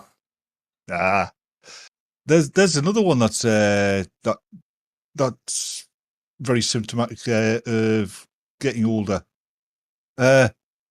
Time goes quicker the faster you get. Mm-hmm. I mean, I remember when I was at school, the summer holidays, 6 weeks. That was an eternity. And it was beautiful because it was 6 whole weeks of absolutely zero responsibility whatsoever. Right, I'm back. I think during allergy season, I think I'll just wear dry white clothing. I was gonna You make can a buy- joke about spider webbing with snot, but You can buy paper jackets, Pete. Yeah, you can. You can also get plastic ones Yeah. But it's fine. Everybody sneezes. Like we talked about that. Like, there's even people right now who are using a mask to hide the fact that they have snot. I'm like, listen, everybody has snot. Everybody knows when you're doing this that you got a mask problem, you got some snot problems. Hey, talk about it, Jen. Everybody snots. Yeah, just be glad you're not Peter Parker. You'll actually stick somebody to the wall when you sneeze. Right? that would have been funny though. There's technically a Naruto character that uses his snot as his weapon, just so you know. Yeah, he does that.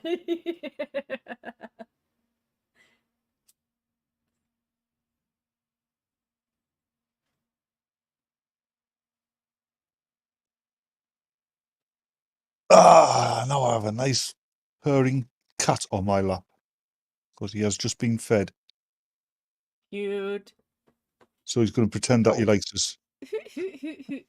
That's cute. Oh, Pete is in an N95 hoodie. What's an N9? What? Hey, what's that? N95 hoodie. It's the mask. We're supposed to be wearing an N95 mask for the COVID. Oh, right. Oh, I get. Yeah. I get you. You think it's bad you sneezed at the crook of your hoodie, right? Imagine how bad it is when Darth Vader's allergies are playing up.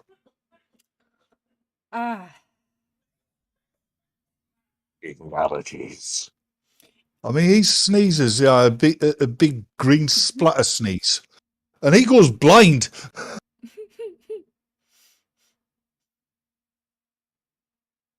Lovely.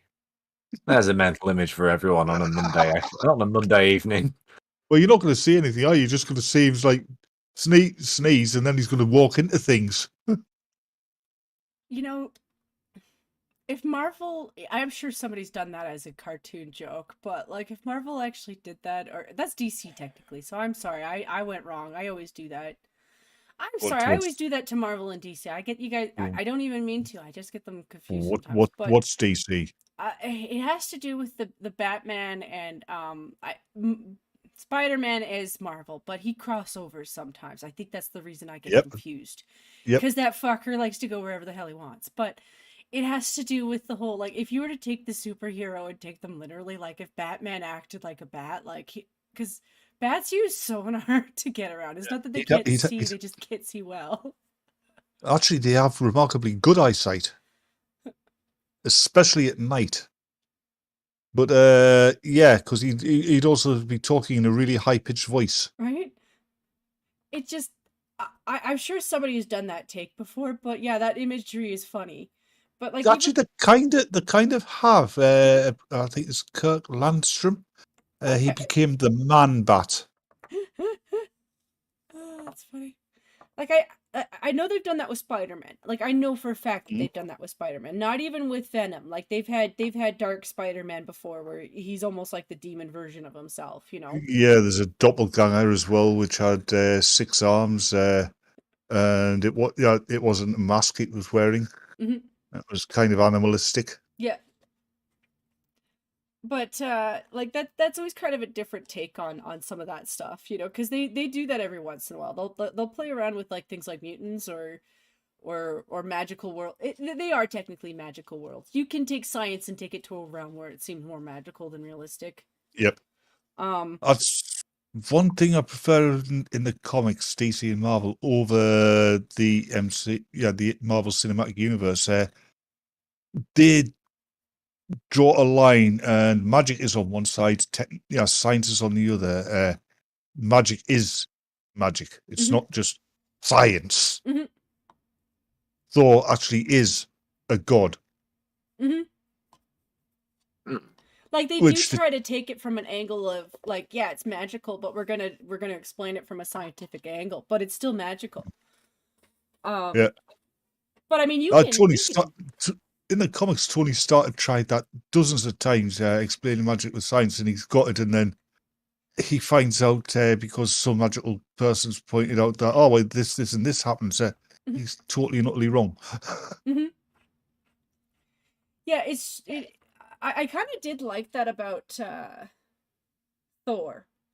That is one thing I did explore a little bit more with Thor, because the Nordic gods are interesting.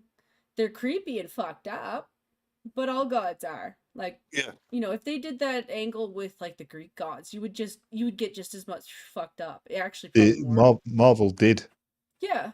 Did they? But yeah, funny thing about Thor in the Norse, he's not a pretty boy. He's not supposed to be. In fact, he's got a pig-like nose for one thing. Oh, that's Yeah, okay. he's not that bright either.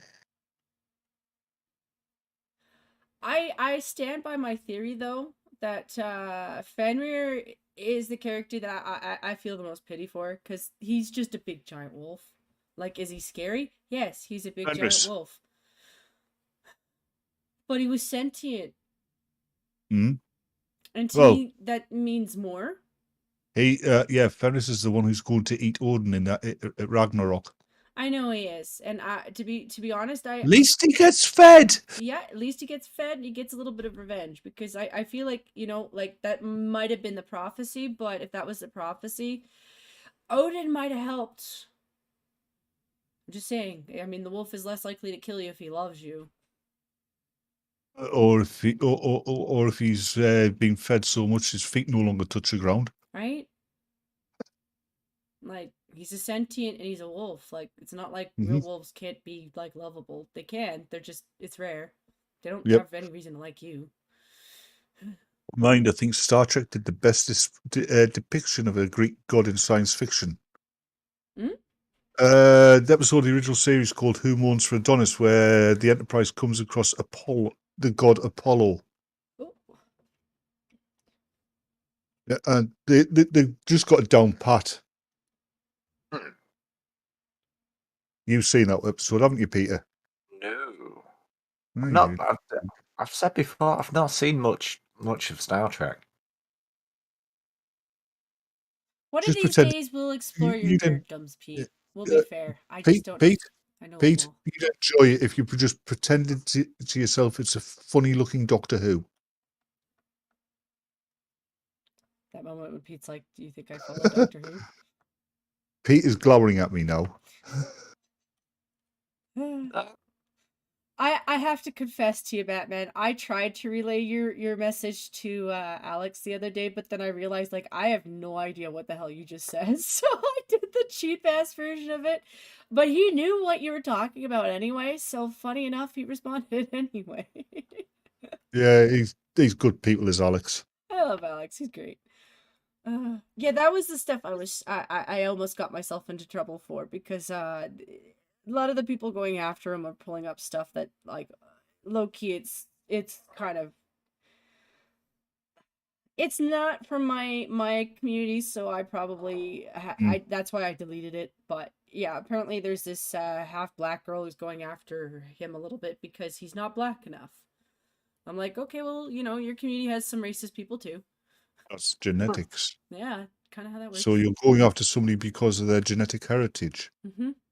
That's racism. It absolutely is. Yeah, I can't be racist. Well, you're proving yourself wrong. You know, that, I mean, I could say what's obvious, but obviously I'm going to delete it, because coming from me, it's going to be meaningless. But I view that stuff, and it's not just that I'm coming from the angle of I read Alex. It does come from the angle of realizing that my cousins are half black, and not even, like, they're probably a quarter black, because both of them have blue eyes. So, you know, they have enough of the white in them for that to show through.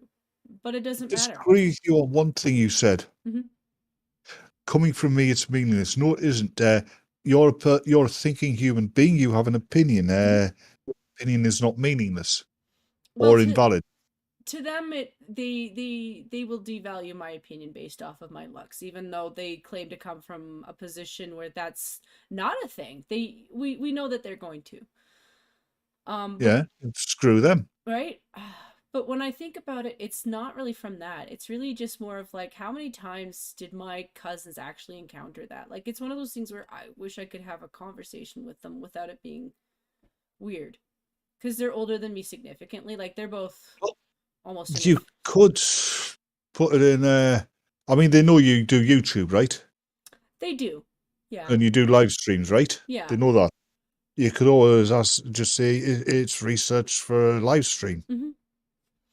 Well, it's just so I'm not coming from a position of ignorance, is what I'm saying. You know, because I don't want to come from a position of ignorance, but I've always been thinking to myself, like, I actually did have a short conversation with my female cousin. I told her, you know, I can't predict what encounters you've had in your life because A, I'm your little cousin and that makes it awkward, and B, I just have no control over that. But I told her, for every encounter that you had that was bad, all I can do is think, I hope you had 10 more that were better, that were good. Yep. And she cried a little bit and I cried a little bit, and you know, she knows where I come from. Thing is, when you're talking about something like that, you can't really talk from a position of ignorance because we have a thing called empathy. We've all got to a greater or lesser degree. We can all most of us can put ourselves in the other person's point of view. Everybody at some point in their lives has been bullied, and at least once has been bullied horribly. That's just the same as racist attacks, because bullies try to demean you. They try to make you feel less than what you are, and to destroy your self-worth and self-confidence, which is exactly what racist attacks do. So, yes, you can very much put yourself in the place of people who are suffering from racist attacks. It's also one of those things that the left really did a dig at me, not directly but indirectly, was that shit about if you have a black friend, you try to bring up a family member, like, oh well, you're using your black family member. And I'm like, I'm saying this because I'm worried that my black family member has encountered people like that. That's why I'm concerned. Yeah. Oh, and Red Feather said something sensible in the chat. Yeah. Well, the only way to not be ignorant is to ask questions. If you'll excuse me, I'm going to have to check outside my window to see if I can see any low-flying pigs. Well, that's just it. That's been my point for the longest time. Like, how am I supposed to be polite and kind to my neighbors if I'm not allowed to get to know them? You know, like, I don't need to know everything, but at least enough to know to be friendly. And I want to be friendly. Like, that's how you become friends with people, is you get to know them. And you find out the stuff that you could joke with them about. That's how you know you're good friends, is because you know the stuff you can joke about. Yeah. You know where to draw the line. Yes. You know the things where you're sensitive, you know the things where you need the support of a friend, but you also have someone who understands you a little bit. I'm not going to understand everything about everybody, but like, they want to cut off your ability to make friends with people that you don't look like. That's what it sounds like all the time. It's segregation. Yeah, again. I refuse. I'm sorry. I'm too much of a type of person that likes to educate myself. Like, it's not a nosy thing. Funny thing is, segregation appears to be an instinctive thing in humans. Because can you remember the old Charlton Heston movie, Planet of the Apes? Yeah. And all the sequels thereof. Well, there was something that was noticed, during breaks for lunch. The actors who were playing gorillas only ate lunch with the gorillas. The orangutans only ate with the orangutans. The chimps only ate with the chimps. And the people playing humans only ate with the humans. Yeah. It makes sense in a weird way. In a weird way, it does. It's just... it's a humans have own group preferences. Yeah. white people are more likely to hang with other white people. Black people are more likely to hang with other black people. Yeah. Women are more likely to hang with women, and men with men. It's nothing bad. I mean, we've got enough intelligence to override that, but it's still instinctive behavior. It makes you wonder if maybe they're, yet again, it's one of those angles where they're trying to do a thing, but they just don't know how to take the right angle. And it's like, well, if the thing is that we're naturally inclined to do that, rather than fight that, maybe the thing that we should be doing is making sure that when we do interact with groups that we're not accustomed to, that we're able to shift into other groups. Yeah. I think that's understanding what they mean is important. Sorry. Yeah, I agree with you. I'm saying understanding is important. Like, it's not that you can't have your own in group, but you have to know how to be able to interact with other people when you are doing it.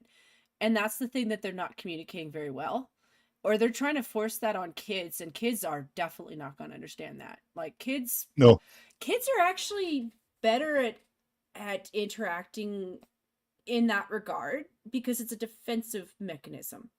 Like, as a kid coming from a city that had a lot of international communities, a lot of times I was interacting with people that I didn't know. Culturally speaking, they didn't look like me. So instinctively speaking, I had to learn how to interact with them. Doesn't mean I always understood what they were saying. Like, there were some times where they were talking about stuff that it's not that I couldn't understand it. It was just that what they were talking about, it was clear that it was personal to them. And that makes it different when you're a child. Like, you can understand that something's personal, but you're not understanding why.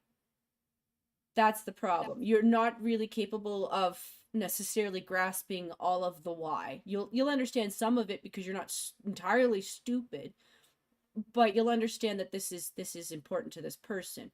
But I'm still supposed to interact with this person that I don't normally interact with on a regular basis. But here, most of the people that I would say in terms of people of color, most of the people who taught me were usually Middle Eastern. So a lot of Indians, a lot of probably Muslim. I just wouldn't have known. A lot of Sikhs, I wouldn't have known. Not everybody wears the turban. Just saying, they don't know. If they're male and a Sikh, they wear a turban. They normally do, but out here we get the odd rebel. I knew a couple who didn't. They had the necklace with the dagger, but they were little rebels. They just didn't want it to be all about their community when they were getting jobs, so they just took it off. So I don't know if that was just stuff that they influenced themselves with. Yeah, because it's part of the religion. You know, they're not supposed to. Out here, that doesn't happen as much. Like, you see a lot more Sikhs wearing their hats, and I honestly don't care. I really don't. I will make fun of Jags, though, because I think he's wearing the wrong hat. I just don't like the style of his. I don't care that he's wearing one, though. I just think he should go back to the linen. The linen looks better. It does. Yeah, because it's something we got in religious education. I might not be remembering this right, but it's not just the wearing of the turban that's the religious significance. It's actually how they wind it on. Yeah, I don't know what it is about his, but every time I see it, I shake my head. Like, there's just, I feel like he's pulling a rebel with his own community. He has a lot of problems with his own community. I wouldn't be surprised if something as simple as that is part of it. You know, because he's a politician. He's inclined to do things as symbolism. I'm not going to understand that one entirely, though, because it's a Sikh thing. It just is. I'm just very good at picking out clues. But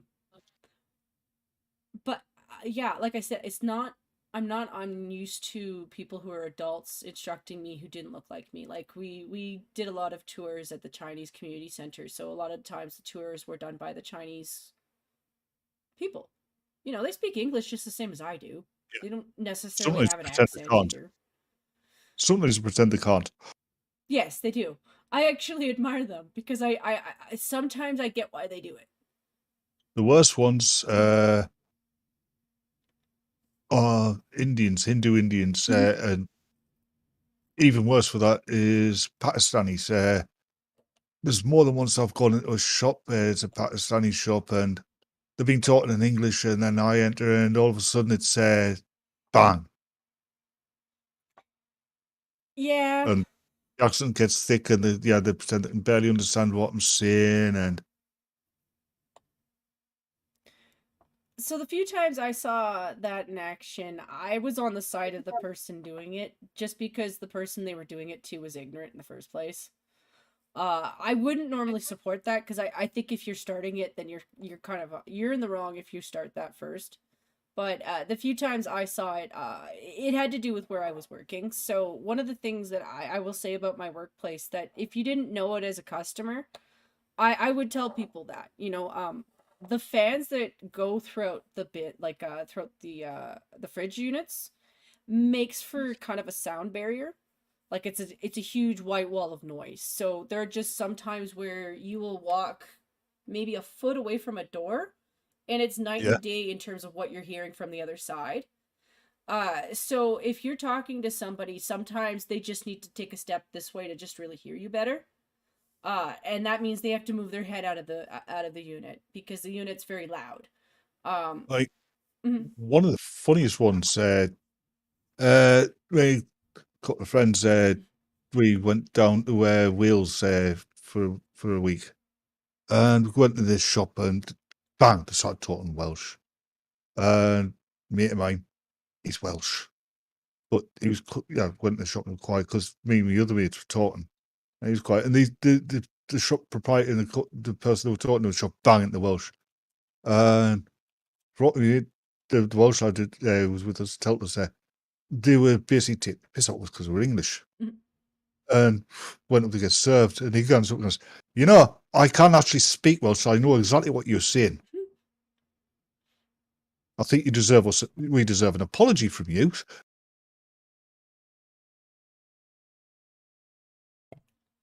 That's funny. It's always funny when there's somebody there who can catch them out on it. Mm. But yeah, like I don't normally support that kind of thing, but I could totally understand somebody using that method to deal with somebody who's just being a dick. Yeah, they used to use it in the Channel Islands all the time during the occupation when the Germans occupied. It got to the point where they were actually forbidden to speak. Forget what they call it. It's not French and it's not English. It's like a weird mixture of the two. But they were actually forbidden to speak it when there was Germans present. That's funny. All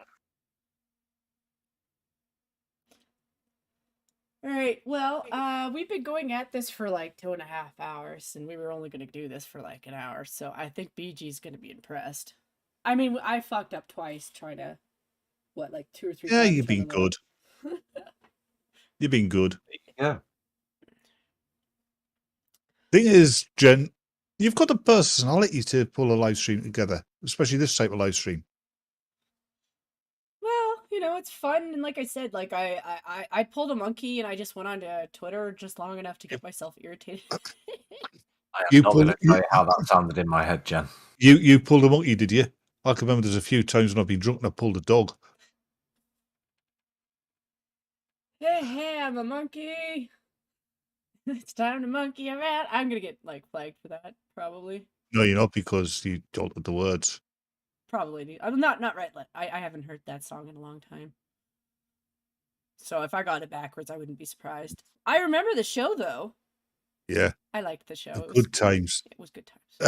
I liked the first season best, especially when I was a kid, because they had the interviews with them at the end after the show was finished. Oh yeah.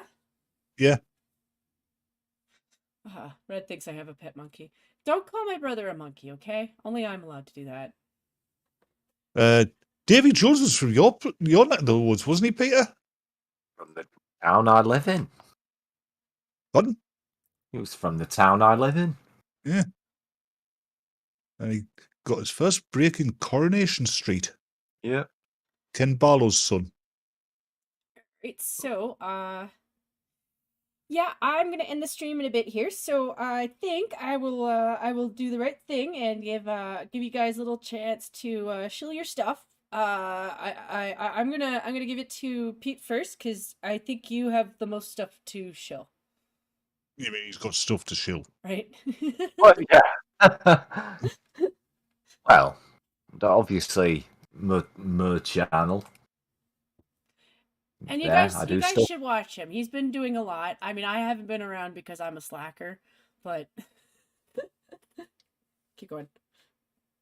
There's my channel. I do stuff on Twitch. It's just twitch.tv/MankPete. Probably be live tomorrow afternoon or evening, maybe. Actually, I was gonna go live today, but I got sidetracked by a game I'm playing.